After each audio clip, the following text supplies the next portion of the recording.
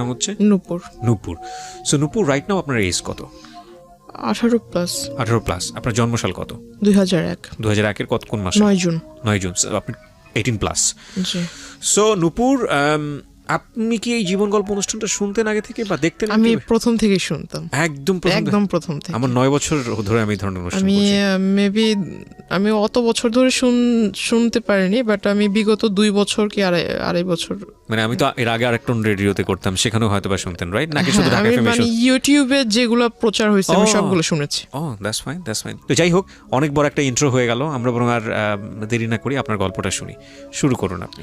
আমার বাবা মা দুজনেই বাক ও শ্রবণ প্রতিবন্ধী, তারা দুজনেই কথা বলতে পারে না। হয়তোবা আজ এটা এই ইস্যুটার কারণে আমার জীবনের এই অবস্থা।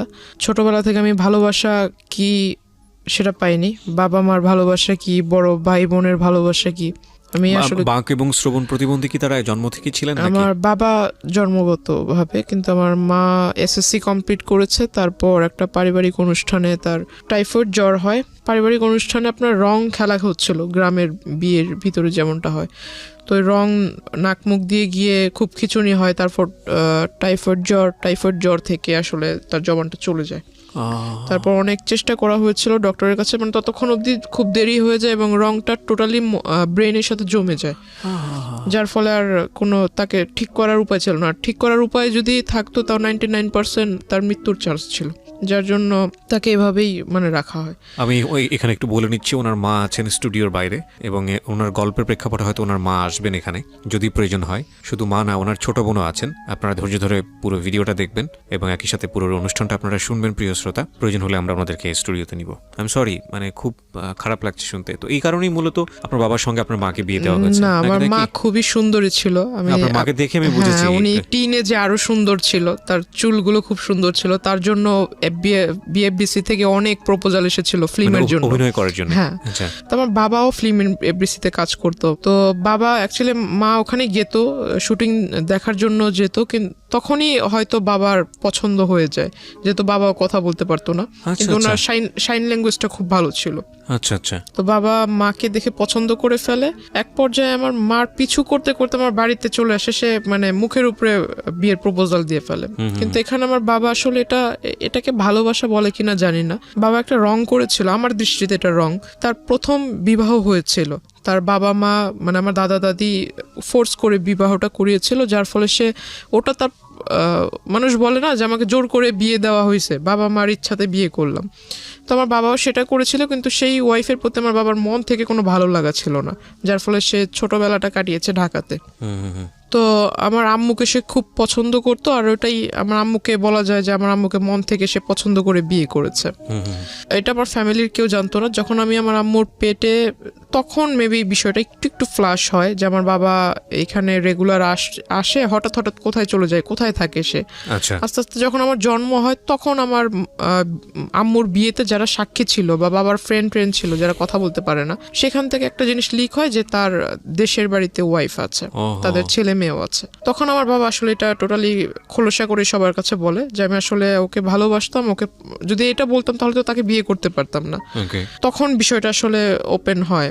তখন আমার মা খুব রাগারাগি করে, এটা স্বাভাবিক, প্রত্যেকটা মহিলাই করবে। মা সুইসাইড করার চেষ্টা করে, তখন বাবা অনেক বুঝায়। তারপর দুই ওয়াইফকেই বাবা ডিসিশন নেয় যে একই সাথে রাখবে, একই ফ্ল্যাট ভাড়া করে একই জায়গায় রাখবে দুজনকে।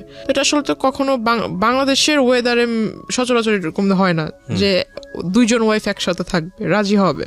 তো আমার মা কিছুটা মেনে নিয়েছিল, কিন্তু ওনার ওই আগের ওয়াইফটা একটু অন্যরকম ছিল। উনি আসলে, আমার মা যেহেতু কথা বলতে পারতো না, কিন্তু উনি কথা বলতে পারতো। তো ওনার চালচলন একটু অন্যরকম ছিল। বাবা আমাকে খুব আদর করতো, বাবা আমার জন্য যা নিয়ে আসতো এগুলো করতে ওই মহিলা আমার আম্মুর অগোচরে নিয়ে তার বাচ্চাদের দিয়ে দিত। আমার মা জিজ্ঞাসা করতো আমার মেয়ের খাবার ওদের দিচ্ছে, দুজনের জন্য তো সমান সমান আনছে। এক পর্যায়ে আমার মাকে, মানে বাবা ছিল না ওই দিন, মা রান্না করতেছিল, মাকে নাকি পিছন থেকে এসে ওই পা বটি দিয়ে মানে জবাই করার জন্য পিছন থেকে আসে। মা যখন পিছনে ঘুরে তখন দেখতে পায় মা তাকে ধাক্কা দিতে গেছে, তখন সিলিন্ডার দিয়ে মানে আমার মার মাথায় আঘাত করে সে। তখন এই বিষয় নিয়ে অনেক ঝগড়াঝাটি হয়। মা এটা নিয়ে একটা মেবি জিডি টাইপের কিছু একটা করেছিল। বাবার সাথে অনেকটা সম্পর্কটা ডিস্টেন্স হয়ে যায়। তারপর আমার নানু মাকে নানুর বাড়িতে এনে রাখে। তখন থেকে আমার জন্মটা আসলে ঢাকায়, আমি তখন থেকে নানুর বাড়িতে। আচ্ছা, দাদার ভালোবাসা কি, দাদুর ভালোবাসা কি, চাচার ভালোবাসা কি, আমি আসলে এগুলো পাইনি। মানুষ বলে না যে কেউ যদি মানুষ হয় দাদার বাড়িতে থাকলেই ভালোভাবে মানুষ হতে পারে, নানা নানির বাসায় থাকলে ওইভাবে মানুষ হওয়া যায় না। আমার সবচাইতে বড় একটা আফসোস হলো যে আমি আমার মাকে কখনো মা বলে রাখতে পারিনি। কেন? কারণ শুনবে কিভাবে সে? যতটুকু শুনে ততটুকু হলো যে মা অন্য সবার সাথে সাইন ল্যাঙ্গুয়েজে কথা বলে। আমার যখন খাবারের সময় হয় তখন আমাকে মানে জান্নাত তো বলতে পারে না, তবে নূপুর শব্দটা একটু বোঝা যায় সে যখন বলে। তো নূপুর বলে ডাকে, ওটা আমি বুঝি। আর আমি যদি তাকে যাই বলবো না কেন সে সবই বোঝে। আমি আমার মার বাবার সবার কথা মানে একদম ভালোভাবে বুঝি।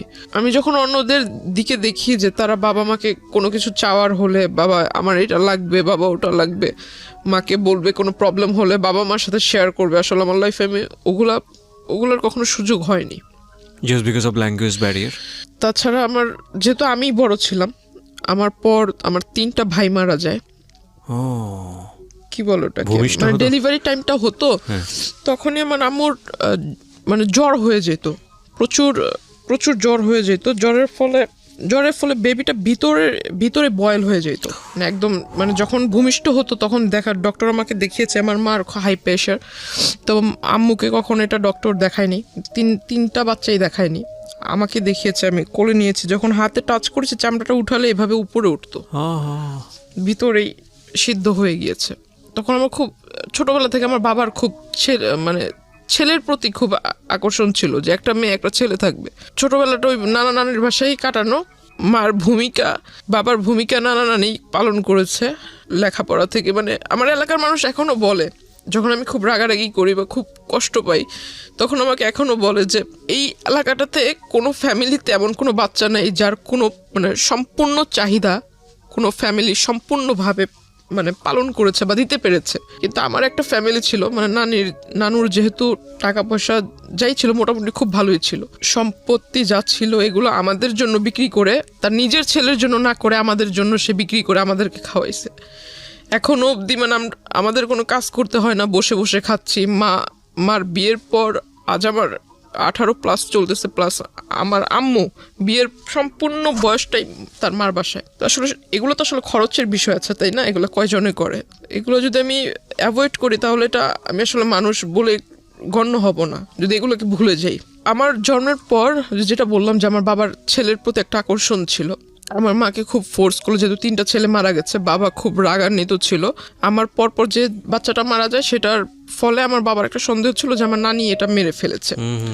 কারণ আমার নানি ভাবতো হয়তো যে আমার মেয়ে এখানে, আবার একটা নাতনি এখানে, আবার একটা বাচ্চা হলে এটার খরচ কে বহন করবে। আমার বাবার একটা ভুল ধারণা ছিল এটা, আমার মনে হয়। বাবা এটা মানে পুলিশ কেস পর্যন্ত গড়িয়ে গিয়েছিল যে আমার শাশুড়ি বাচ্চাটাকে মেরে ফেলেছে, এরকম খুব একটা ঝামেলা হয়। তারপর আমার মা বলে যে এরকম কিছুই না, ওটা একটা দুর্ঘটনা ছিল, অ্যাক্সিডেন্ট। তারপর বাবা খুব ফোর্স করে মাকে পরবর্তী বাচ্চা নেওয়ার জন্য। দুর্ভাগ্যক্রমে মানে হয়ে যায় মেয়ে। দ্যাট মিন আমার যে বোনটা বাহিরে আছে, 3টা বাচ্চার পরে 3টা বাচ্চা মারা যাওয়ার পরে মেয়ে, 3টা বাচ্চা মারা যাওয়ার পর 16 বছর যখন আমার যখন 16 বছর চলে তখন আমার এই বোনটা। ওকে, ওর বয়স কত এখন? ওর এখন 4 চলতেছে। 4 চলছে। যখন আমরা জানতে পারি যে মেয়ে, যে হসপিটালে মেবি চেক আপ করলে বোঝা যায় যে মেয়ে হবে, তো এই বিষয়টা আমার মা কেন যেন আমার বাবার কাছে বলেনি। মা হয়তো ভেবেছে এটা বলার পর আমার বাবা নারাজ হবে বা ঝগড়াঝাটি করবে। তো আমি আসলে ওই বিষয়টা বুঝিনি, তখন আমি খুব ছোট। বাচ্চা হলো, আমি খুব খুশি যে আমার 3 ভাই আমি নিজের হাতে দেখেছি তাদের লাশটা। তো আমার একটা বোন হবে, আমি খুব খুশি যে ভাই না হলো বোন তো পাবো। বোনটা যেদিন হলো সেদিন হসপিটালে আমি দেখতে গিয়েছি, বাবা বাহিরে ছিল। বাবাকে শুধু পিকচার পাঠিয়েছিলাম, বাবা বারবার জিজ্ঞাসা করেছিল ছেলে হয়েছে না মেয়ে হয়েছে, বারবার এক কথাই জিজ্ঞাসা করতেছিল। বাচ্চাটা এত সুন্দর সেটা আমাকে কিছু বলতেছে না, শুধু বলতেছে যে ছেলে না মেয়ে। তা আমি কিছু বলিনি, আমি বললাম বাবা আমি এগুলো দেখিনি, বাবু হয়েছে খুব সুন্দর, মার কাছে রেখেছে, আমি শুধু এতটুকুই দেখছি। তখন আমার মা আমাকে বুঝালো যে তোমার 3 ভাই মারা যাওয়ার পর তোমার বাবা আমার সাথে অনেক খারাপ ব্যবহার করেছে, এখন তো মেয়ে হয়েছে, দেখবা ওর কপালটা পুড়লো। ও যখন মানে যে 1 মাস 2 মাস হয়ে যায় তখন ওর চুল ফেলবে, বাচ্চাদের ফার্স্ট চুলটা ফেলবে, তখন বাচ্চাদের জন্য যে এক প্যাকেট করা থাকে না যে নানান রকম কসমেটিক্স, তো এগুলো মেবি এক্সপায়ারি ডেট মানে ওভার। তো ওই বাবাও খেয়াল করেনি হয়তো যখন কিনে আনছে, ওকে যখন গোসল করানো হয় তখন ওর মাথাটা একদম মেডিসিনের অ্যাফেকশনে ফুলে মাথাটা এত বড় হয়ে গেছিল, একদম লাল লাল হয়ে গেছে, পুরো মাথার ভিতরে কেমন যেন হয়ে গেছিল। ও একটা না 1 সপ্তাহ অসুস্থ ছিল, হসপিটালে আমরা দৌড়াদৌড়ি করছি। তো হঠাৎ করে আমার বাবা দেশে আসে, কিছুদিন পর বাবা দেশে আসে, বাবাকে বললাম যে এই ঘটনা, বাবা কোথায় বাচ্চাকে দেখবে, কোলে নিবে, মানে এগুলো না হয়ে সে ঢুকেই বলতেছে ছেলে হয়েছে না মেয়ে হয়েছে, মাকে জিজ্ঞাসা করতেছে, মা বলতেছে মাথা নিচু করে মেয়ে হয়েছে। বাবা আমার বোনটাকে কোলে নেয়নি। ওনার আগের ঘরে কি কয়জন ছেলে মেয়ে? তার মেবি 2 ছেলে 1 মেয়ে। তারপরই অবস্থা। হ্যাঁ, ওনার যদি এমন হতো যে না একটা ছেলে নাই, প্রথমত এই আচরণটা ছেলে মেয়ের ক্ষেত্রে করাই উচিত না। দ্বিতীয়ত হচ্ছে যে ওনার তো ছেলে আছে, 2টো ছেলে আছে, তারপর এটা যাই হোক আপনি মেয়ে হিসেবে বলছেন, এটা খুব দুঃখজনক, আসলে আর কিছু বলার নেই। তো আমার তারপর বোনকে তো এরকম দেখছি। বড় সমস্যা হলো যে আমি ছোট থেকে একাকিত্ব, মানে নিজেকে সবসময় একা করে রাখতাম। এটা আমার একটা, আমি মনে করি যে আমার একটা সবচেয়ে বড় ভুল। ইভেন আমি যখন স্কুলে পড়ি আমি কারোর সাথে মিশতাম না, আর আমার কাছে কেন যেন মনে হতো যে আমার আব্বু আম্মু তো এরকম, কারোর সাথে ফ্রেন্ডশিপ করলে অবশ্যই বাবা মার একটা টপিকস প্রথমেই আসবে যে বাবা কি করে, মা কি করে। এগুলো শুনলে মানুষ আসলে কোন নজরে আমাকে দেখবে যে ওর বাবা মা কথা বলতে পারে না। আমাদের বর্তমান সমাজের মানুষ যেটাকে বলে বোবা, আর এই জিনিসটা আমার শুনতে খুব খুব খারাপ লাগে, যার জন্য আমি কখনো কারোর সাথে মানে ওইভাবে যদি পরিচয় হয়েও যায়, বাবা মার টপিকস আসলে আমি তার সাথে কথা বলা ক্লোজ করে দিই। তারপর মানে সবার সাথে কথা বলতাম না, একা একা থাকতাম। তো সবাই মনে করতো আমি অনেকটা হিংসুটে বা আমি একটু অন্যরকম, সবার সাথে মিশতে পারি না, আমার ভিতরে জেলাসি কাজ করে। তো আমি আসলে কারো কে আমাকে নিয়ে কি ভাবলো এগুলো আমি কানে দিতাম না। আমার ছোটবেলা থেকেই নামাজের প্রতি একটা আকর্ষণ ছিল, আল্লাহ তাআলার সমস্ত আদেশ নিষেধ এগুলো মেনে চলি ছোট থেকেই। আর আমার ছোটবেলা থেকে কেন জানি ওই যে অ্যারাবিক কালচার যেটা আমার কাছে খুব ভালো লাগে। তো কলেজে উঠলাম, এসএসসির পর যে 3 মাস বন্ধ থাকে, 3 মাসের ভিতরে অনেক ঘোরাঘুরি হয়েছিল, অনেক জায়গায় মানে ঘুরছি। তো হঠাৎ করে একটা বিয়ের প্রপোজাল আসে আমার জন্য। তো ছেলেটা মেবি রাজনীতিতে জড়িত ছিল। তো যখন শুনলাম যে রাজনীতি করে, ঠিক আছে রাজনীতি করে ভালো, বিয়ের পর হয়তো বউকে ভালোভাবে রাখবে, প্রত্যেকটা ফ্যামিলি চায় তার মেয়ে একটা ভালো ভালো ছেলের কাছে বিয়ে হোক। কি করে যেন বাবা খোঁজ নিয়ে দেখে যে ছেলের আসলে মানে ব্যাকগ্রাউন্ড ভালো না, নেশা টেশা করে, তো এজন্য ওটা রিজেক্ট হয়ে যায়। তারপর ওই ছেলেটা করে কি, মানে রিজেক্ট তো আমার বাবা মানে বললো, বাবার দ্বিমত ছিল। তো ওই ছেলেটা আসলে মানে পরে একটা আমার এলাকাতে ওর পরিচিত কোনো লোক টোক দিয়ে পরে বলে যে আমার নাকি মানে বিয়ের মানে সাংসারিক জীবনে যাওয়ার মতো আমার ভিতরে মানে কি বলে এটাকে সক্ষমতা বা এরকম কিছু নাই। কে বলে এটা? মানে ওই লোকটা বলে। আচ্ছা, যার সঙ্গে বিয়ে হওয়ার কথা। হ্যাঁ হ্যাঁ। তারপর আমার শুনতে মানে যখন শোনার পর আমি আর বাড়িতে কিছু বলিনি, বললাম যে এই লোকের সাথে তো আর আমার বিয়ের সম্বন্ধটা আগায় নেই বা ওইরকম কোনো কথা হয়নি, জাস্ট দেখা সাক্ষাৎ হয়েছে, বাসায় আসছে দেখার জন্য, ওই পর্যন্তই, তাহলে এই বিষয় নিয়ে আর আগায় দরকার কি। ওই বিয়ের প্রস্তাবটা ওটা সব কিছু আমরা ভুলে গেলাম। তারপর আমি ভাবলাম যে সামনে কলেজে ভর্তি হতে হবে, কলেজে যাব, আর নতুন কলেজ, নতুন এরিয়া। যেদিন ফার্স্ট ডে কলেজে গেলাম, খুব মানে প্রথম দিনই খুব মানে ক্লাসের মানে 42 জন স্টুডেন্টের মধ্যে যেন টিচারদের চোখের মণি হয়ে গেলাম। কলেজ স্টার্ট হওয়ার 2.5 থেকে 3 মাসের ভিতরে আমার ফোনের ভিতরে একটা ফোনের মেসেঞ্জারের ভিতরে একটা নক আসে, রিকোয়েস্ট আসে যে ওই কেউকে মানে অ্যাট ফার্স্ট আপনার ফ্রেন্ড রিকোয়েস্ট পাঠায় নেই, কিন্তু মেসেঞ্জারে যে রিকোয়েস্টটা করে, মেসেজের রিকোয়েস্ট সেটা করে। তো আমি আসলে দেখতে পাই মানে আমার একটা রাজনৈতিক যে প্রেক্ষাপটটা, আমার ছোটবেলা থেকে কেন যেন মনে হতো যে আমি বড় হয়ে লেখাপড়া করে ইচ্ছা ছিল যে আমি এগুলো করব। তখন ওই টাইমটাতেই ওই লোকটা আমার প্রোফাইল পিকচারে ছিল, ওই যে পিকচারটা ছিল, সেই পিকচারটা দেখে উনি আমাকে নক দেওয়ার পর সে আমাকে ডিরেক্টলি অ্যাট ফার্স্ট নক দিয়ে আমার নাম্বার চায়। ইভেন সে লিখে যে আপনি যদি আমার দলের ভিতরে আসেন তাহলে আপনাকে দেখে অনেক লোক উপলব্ধ হয়ে, আপনাকে দেখে অনেক লোক, আপনার আশেপাশের অনেক লোক আমার এখানে আসবে। আপনার প্রোফাইল পিকচারের মধ্যে দলীয় কোনো ব্যাপার-স্যাপার ছিল? হ্যাঁ হ্যাঁ। ওকে। আর আমি জানতাম না যে প্রোফাইল পিকচার আমার সাথে যিনি ছিল ওনার সাথে আবার ওনার আগে থেকেই পরিচয় আছে। ওটা উনি দেওয়ার পর আপনার প্রোফাইল পিকচারের মধ্যে এমন একজন ব্যক্তি ছিল যার সঙ্গে যিনি আপনাকে নক দিয়েছেন তার পরিচয় ছিল? হ্যাঁ। ওকে। মানে ওনার ওখানে উনি কাজ করতো, যিনি আমাকে নক দিয়েছে। তো উনি আমাকে যখন এই মেসেজ দেয় তখন আমি ভাবলাম যে উনি আমাকে মেসেজ দিয়েছে, আমি ওনাকে চিনি না, উনিও আমাকে চিনে না। এই প্রথম যেহেতু মেসেজ দিয়েছে, মেসেজ দিয়ে আবার নাম্বার চাচ্ছে প্রথমেই নাম্বার চাচ্ছে, প্লাস বলছে যে আমার দলে আসলে আপনার লাইফটা অনেক ভালো হবে, লাইফটা অনেক ভালোভাবে লিড করতে পারবেন, অনেক বড় পোস্ট পাবেন, দেশে বিদেশে ভ্রমণ করতে পারবেন, আরও অনেক কথা। তো আমি আসলে এই কথা শুনে আমার কাছে অনেকটা মানে টাউট টাইপের মনে হয় যে লোক বাট পারে, মানে আমি তো এখনো পূর্ণ এজে পৌঁছায় নেই, তো আমি কিভাবে রাজনীতি করব। আর আমাকে সে পোস্ট দিবে, আমি পোস্ট মানে আমার একটা সিগনেচারে মানুষ এই দেশ থেকে ওই দেশে চলে যাবে, এটা আবার এমন কোন ক্ষমতা? দুনিয়াতে তো অনেক রাজনীতিবিদ আছে যাদের বয়স অনেক বেশি, একটা নির্দিষ্ট টাইম থাকে না। তো আমিও ওইটা মিন করে মানে তার সাথে আর কথা বলিনি, সে আমাকে রিকোয়েস্ট পাঠিয়েছে, তার সাথে কোনো কথা না বলে আমি সাথে সাথে রিকোয়েস্টটা রিমুভ করে দিই। অনেক দিন যায়, সে আবার অন্য একটা আইডি থেকে রিকোয়েস্ট মানে ওইভাবে রিকোয়েস্ট করে সেম কথা বলে, তখন আমি বুঝতে পারি যে অন্য আইডি হলে কি হবে, লেখা তো সেম, নাম্বারটাও সেম, আমি ওটা রিমুভ করে দিই। তারপর সে আমাকে সে একটা কাজ করেছিল যে আমার ফেসবুকের ভিতরে যে পিকচারগুলো আমি আপলোড দিতাম সেগুলো সবকিছু পাবলিক ছিল, পাবলিক থাকলে মেবি লাইক টেক বেশি আসে এরকম কিছু। আমি আসলে বুঝতাম না যে পাবলিক থাকলে পাবলিক অনলি মি থাকলে পিকচার মেবি দেখতে পারবে না, অনলি মি থাকলে শুধু আপনি দেখতে পারবেন, ফ্রেন্ডস থাকলে আপনার লিস্টে যারা আছে তারা দেখতে পারবে, ফ্রেন্ডস অফ ফ্রেন্ড থাকলে তাদের ফ্রেন্ডরা দেখতে পারবে। প্রোফাইল গার্ডের যে সিস্টেমটা এটা তো মেবি ইনস্ট্যান্ট হয়েছে।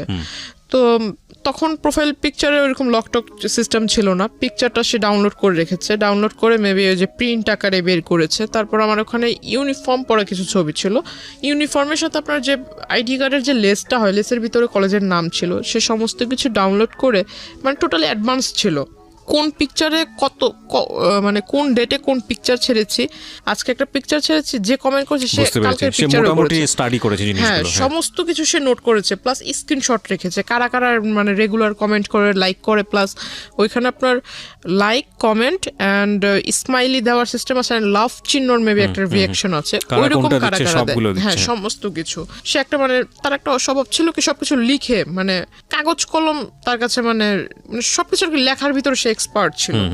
তো এরকম নোট করে রাখে, ছবি টবি প্রিন্ট করে রাখে, যা যা ছবি ছিল সমস্ত ছবি সে ডাউনলোড করে। তারপর যে কলেজের ছবিটা ছিল সেই ছবিটা নিয়ে আমার কলেজে যায়, কলেজে যাওয়ার পর এটা খুঁজে, কলেজের ওইখানে আমাদের সিস্টেম ছিল যে বাহিরের কেউ আসতে পারবে না, প্লাস কোনো গার্ডিয়ান ভিতরে আসতে পারবে না, গার্ডিয়ান যদি আসে তাহলে গেটের বাইরে থাকতে হবে, টাইম হয়ে যাবে ছুটির তখন নিয়ে যাবে। তো সে করতো কি যে কলেজ গেটের এখানে যারা পাহারাদার থাকতো, আনসার টাইপের কিছু লোক ছিল, তো এদেরকে পিকচার দেখাতো। এখন স্টুডেন্ট অনেক, কয়জন রে ওই দারোয়ানরা মনে রাখবে, তো এটা আসলে পসিবল হয় না। সে করতো কি রোডের ওই পার অপোজিটে ছিল আপনার ছোট একটা ক্যাফে শপ, সেখানে মানে আমি কখন আসলে যেতাম না, তো ওইখানে এসে মানে ভিতরে গ্লাস সিস্টেম ছিল, ভিতরে বসে বাইরে দেখা যাবে কিন্তু বাইরে থেকে কেউ বুঝতে পারবে না যে ভিতরে কেউ আছে কি না, এমন সিস্টেম ছিল। তো সে ভিতর থেকে আমাকে ফলো করতো, ইভেন সে দারোয়ানকে আর ওই ক্যাফের ওই যারা সার্ভিস করে, সার্ভ টার্ভ করে, ওয়েটার, এদেরকে মানে টাকা দিয়ে রেখেছিল। যে এটা তো আপনি একদম পরে গিয়ে জেনেছেন, ইনিশিয়ালি তো আপনি এগুলো জানতে পারেননি, যখন তার সঙ্গে আপনার পরিচয় হয়েছে বা সামথিং, আমি গেস করছি যে কিছু একটা হয়েছে, ইনিশিয়ালি আপনাকে নক করলো কিভাবে সেদিকে একটু জান প্লিজ। হ্যাঁ, তো মানে তার সাথে আমার কিভাবে পরিচয় হয় এটা সেই জায়গাটাই জান। আচ্ছা, তারপরে কি তো আপনি জানতে পেরেছেন এগুলো? আমি ফলো করি, মানে সে যে দোকানে বসে থাকতো তখন আমি এটা ফলো করছি বেশ কয়েকদিন, কারণ যে তার প্রথম আইডি থেকে যখন আমাকে নক করে সেখানে পিকচার ছিল পাসপোর্ট সাইজ, মানে সে আরো মেবি আরো 10 বছর আগে পিকচার তুলেছিল সেই পাসপোর্ট সাইজের ছবি, কিন্তু সে বর্তমানে যেরকম দেখতে এমন কোনো পিকচার ছিল না। আর তার প্রোফাইলে যেহেতু তার সাথে আমার ফেসবুক ফ্রেন্ডশিপ ছিল না, তো তার ওইখানে ঢুকে জাস্ট তার অতীতের যে কিছু কিছু পোস্ট সেটা দেখতে পাচ্ছিলাম, রিসেন্টলি যে পোস্টগুলো আপলোড করেছে এগুলো দেখার কোনো সুযোগ ছিল না আমার জন্য। পিকচারে যেটা দেখেছিলাম প্রোফাইল পিকচারে কিছু কিছু আইডিয়া ছিল, যদি আমি তার ওই ড্রেস আপ বাদ দিয়ে শুধু ফেসটার দিকে ফোকাস করি, গুগলস বাদ দিয়ে যদি ফেসটাকে দেখি তো কিছুটা মিল পাচ্ছিলাম। এই লোক আমাকে নক করেছিল, আর এই লোকটাই প্রতিদিন এভাবে এই জায়গায় দাঁড়িয়ে থাকে, এভাবে আমার দিকে তাকিয়ে থাকে, অনেক মেয়েই তো আছে, সে আমাকে দেখে দেখে মুস্কি হাসির মানে কি, তাই না? এটা কিছু কিছু তো বুঝতে পারি। তাকে ওটা দেখলাম, অনেকদিন লক্ষ্য করলাম, হঠাৎ একদিন সে আমাকে ডাকে, আমাকে আমার নাম ধরেই ডাকে, প্রোফাইলে যে নাম ছিল সে নাম ধরে ডাকে, তখন আমি মানে একদম শিওর যে এই লোককে তো এতদিন আমি সন্দেহ করছিলাম, আসলে সে আমার জন্য এখানে আসছে, এটা তখন বুঝতে পারলাম। তারপর ওই দিন আর তাকে রেসপন্স দেইনি। কিন্তু ইন দ্য মিন টাইম নিশ্চয়ই আপনার ওই লোকটার সঙ্গে কোনো কথোপকথন হয়েছে না, যে কারণে সেখানে আসছে, নাকি শুধুমাত্র না, হাই না, হ্যালো? সে ওই ছবি দেখে হাই হ্যালো ছবি দেখি সে আপনাকে ফলো করছে? মানে সে তো আমাকে নক করেছে ফেসবুকে অনেকবার, কিন্তু আমি তাকে রেসপন্স দেইনি। আচ্ছা, সে ওই পিকচার দেখেই মানে কনফার্ম হওয়ার জন্য এখানে আসছে। ওকে। প্লাস সে করেছে কি, যে কয়দিন আমার সাথে মানে প্রথম দিকে আমার সাথে যখন কথা বলার চান্সটা হয়নি, সে করেছে কি আমার সাথে যাদের পিকচার ছিল আপলোড করেছিলাম, যারা সেকেন্ড ইয়ারের স্টুডেন্ট ছিল, এদের সাথে একটা ভালো কম্বিনেশন করে ফেলেছে। কিভাবে কম্বিনেশন করেছে, সে পরিচয় দিয়েছে সে আমার দাদু, আপন দাদু। আমার বাবা মা দেশের বাইরে থাকে। আর আমি যেটা করেছিলাম, আপনাকে প্রথমে বলেছিলাম যে আমার অ্যারাবিক কালচারের প্রতি একটা মানে কি বলে এটা, ঝোঁক ছিল, ভালোবাসা ছিল। হ্যাঁ, মানে ওটা আমি মেনটেন করতাম আর কি।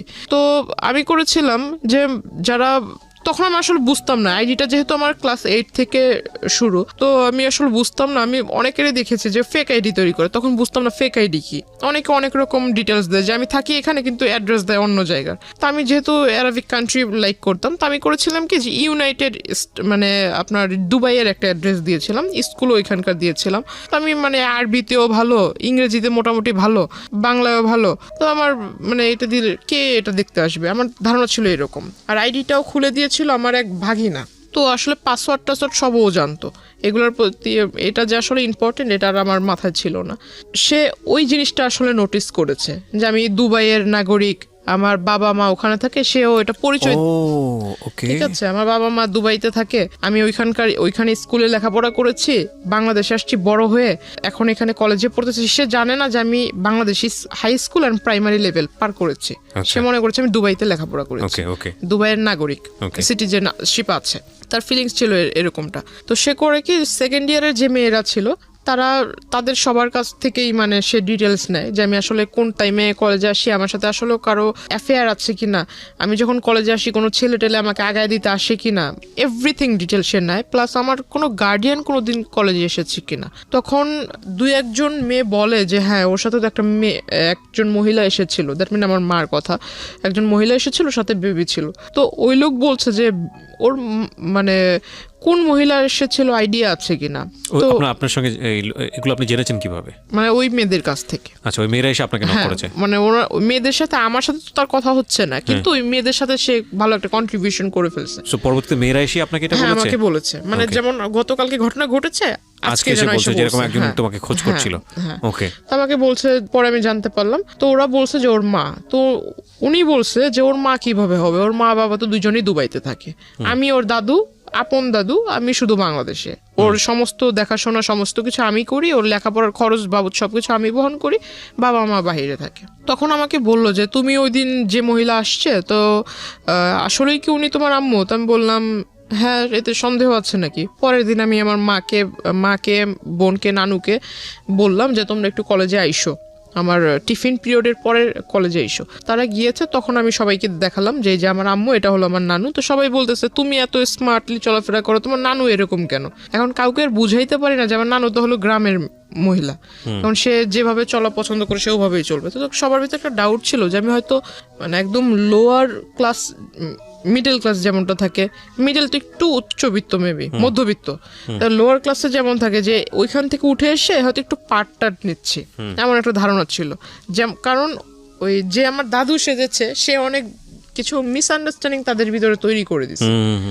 তো এখন সবাই আমাকে একটু অন্য নজরে দেখছিল যে আমি আসলে মিথ্যা বলছি, এটা সেটা। সবাই একে অপরের সাথে মানে একটু উকি ঝুঁকি করে কথা বলছিল। আমাকে যখনই কেউ দেখে তখনই আমার সামনে একজন আরেকজনের কানে কানে কথা বলে। তখন আমার কাছে একটু সন্দেহ হলো। এই গতকালকে ওই লোকের কথা শুনলাম, ওই লোককে সন্দেহ করতেছিলাম, সন্দেহটা বাস্তবায়ন হলো। আবার এখন এরা আমাকে, এতদিন এরা আমার সাথে কথা বলার জন্য সামনে আসতো, গায়ে পড়ে কথা বলবে, আমি কথা বলতাম না। এখন মানে এরাই আমাকে দেখে মানে একজন আরেকজনের কানে কানে কথা বলছে, নিশ্চয়ই মেবি বাজে কিছু।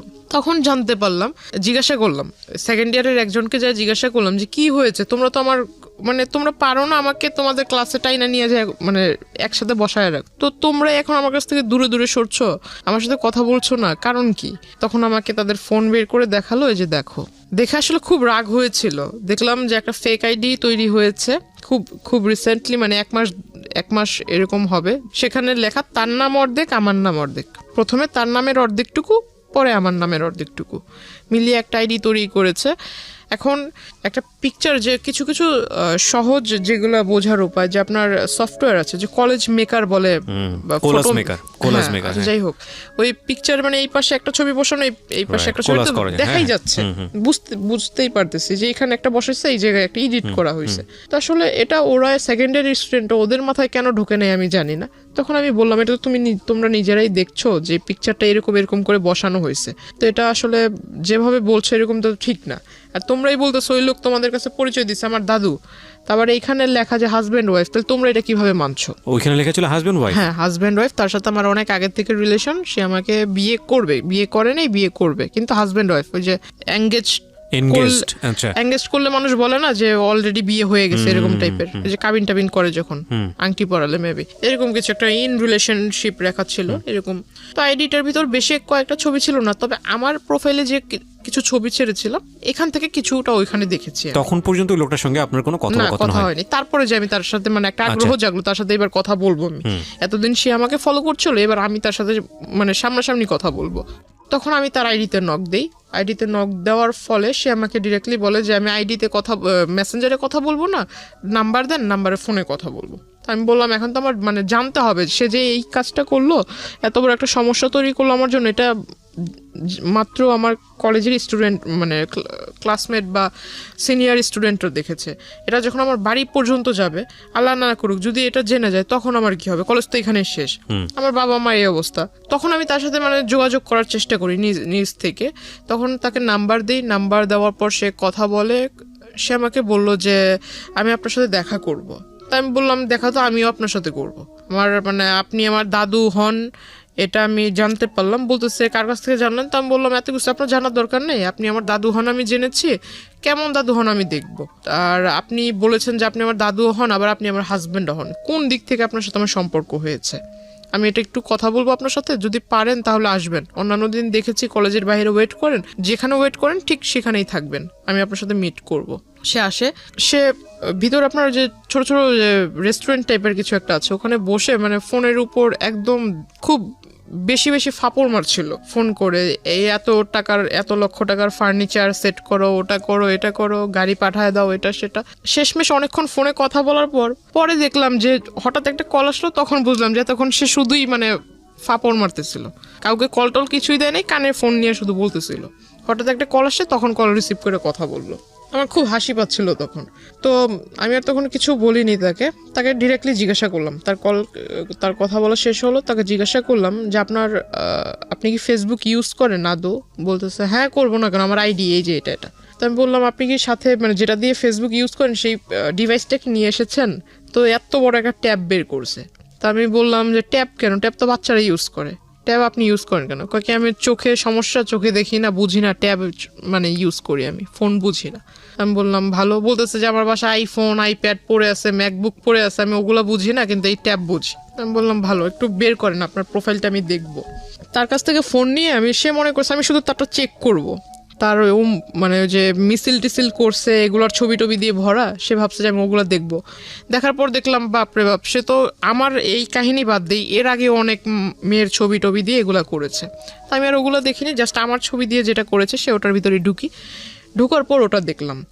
দেখার পর সাথে সাথে আমি ওইটার ভিতরে আপনার লগ আউটে ঢুকে, ওখানে লগ আউট করার আগে করেছি যে আইডি ডিঅ্যাক্টিভ করে দেয় না, সে তো বুঝবে না, সে বোঝে কিনা সেটার আমি জানতাম না যে আদৌ সেইগুলো এই সম্বন্ধে আইডিয়া আছে কিনা।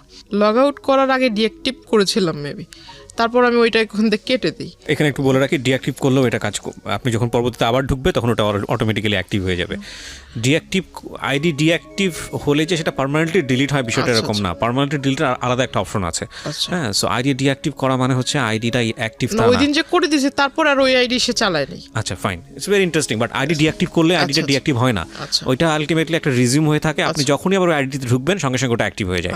হ্যাঁ বলেন। তো আমি ওটা করে দিলাম, দেওয়ার পর মানে তখন একটু চিন্তা করলাম যে এই লোকের সাথে মানে কোনো মতো কথা বলে আমার যা কাজ করার ছিল করছি। আর ওখানে দেখলাম যে মেসেঞ্জারে ঢুকে দেখলাম ওই আইডিটাতে যে আমার আইডিতে যারা রেগুলার লাইক কমেন্টস দিত এদের আইডি প্রোফাইলে ঢুকে এদের মেসেঞ্জারে মানে কারোর সাথে ফ্রেন্ডশিপ করেনি, বাট মেসেঞ্জারে ঢুকে ঢুকে খুব বাজে বাজে কথা বলছিল, তুই করে অনেক বাজে বাজে কথা বলছিল যে আমার ওয়াইফ, ও আমার হাজব্যান্ড, তুই আমার সাথে ওই আমার আইডিতে কেন এইগুলা করিস, ওটা মানে খুব বাজে বাজে লেখা ছিল।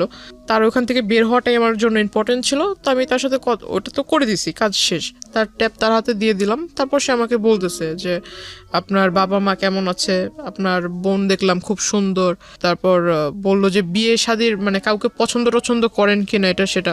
তো আমি বললাম আপনি আমার কলেজের যা পরিচয় দিয়েছেন আপনি আমার দাদু, তো আমাকে এখানে আপনি আপনি বলার দরকার নেই, তো তুমি করে বলেন, দাদু তো আপনি আমাকে নাতনি বলে ডাকেন, আমি আপনাকে দাদু বলে ডাকবো। তো ওইখান থেকে সে খুব মানে বিষয়টাকে খুব ফানি নিয়েছিল, কিন্তু আমার ভিতর তো খুব রাগ হচ্ছে।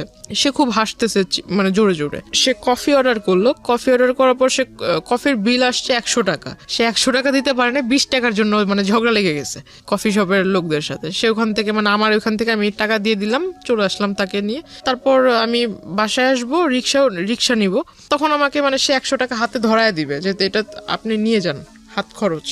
তো আমি বললাম যে আপনি 20 টাকা ওখানে দিতে পারলেন না, আপনি আমাকে 100 টাকা দিচ্ছেন হাত খরচ। তো বলতেছে না এটা কফির দাম আর কয় টাকা। কাজ ছিল যেটা আসলে সে কাজটা যে করেছে তার এখান থেকে করেছে কিনা আমার এটা দেখার প্রয়োজন ছিল। প্লাস যদি আমার মাথায় টেন্ডেন্সি ছিল যদি এটা সে তার ডিভাইস থেকে করে থাকে, সেই ডিভাইস যদি তার সাথে থাকে আমি সেটা ওখান থেকে ডিলিট করে দিব, গেল এই প্রবলেম। সে যদি মানে নেটওয়ার্কিং সাইটে যদি ভালো জ্ঞাত থাকে তাহলে ভালো, আর যদি জ্ঞাত না থাকে তাহলে এটা আমার জন্য প্লাস পয়েন্ট। ওইখান থেকে যদি আমি ডিলিট করে দিই তাহলে সেটা আর সে করতে পারবে না। রাইট, আমরা এখানে দুটো জিনিস যুক্ত করতে চাই গল্পটার শক্ত অবস্থান করার জন্য, কারণ ইতিমধ্যে অনেকের মনেই অনেক ধরনের প্রশ্ন চলে এসছে। এই লোকটার সঙ্গে এই যিনি আজকে আমাদের এখানে আছেন গেস্ট, জান্নাতের মূল যে জায়গাটা থেকে সম্পর্ক, ঠিক সম্পর্ক না মানে এই ধরনের যে আদান প্রদান হচ্ছে বা এক ধরনের যোগাযোগ তৈরি হয়েছে, সেটার মূল কারণটা হচ্ছে জান্নাতের একটা পলিটিক্যাল ব্যাকগ্রাউন্ড আছে যেটা আমরা এখানে রিভিল করিনি, এবং সে চাইতো পলিটিক্স করতে, যে কারণে তার প্রোফাইল পিকচারে সে যাদের সাথে মুভ করেছে সেই সব মানুষদের ছবি ছিল, এবং যেই ভদ্রলোকটি তাকে নক দিয়েছে তিনিও পলিটিক্সের সঙ্গে জড়িত ছিলেন, এবং তিনি ওই তার এরিনার হওয়ার কারণে ওর প্রোফাইলে নক দিয়েছে। নক দেওয়ার পরে ওদের মধ্যে কোনো এক রকমের কথোপকথন হয়েছে। সামহাও ওই পিপলটা মানে যে ভদ্রলোককে আমরা এখানে কথা বলছি তিনি জান্নাতকে ট্র্যাক করা শুরু করেছেন, এবং ট্র্যাক করে যখন কনভিন্স করতে পারছে না তখন তার নামে উল্টাপাল্টা ছড়াচ্ছে অ্যাকর্ডিং টু জান্নাত।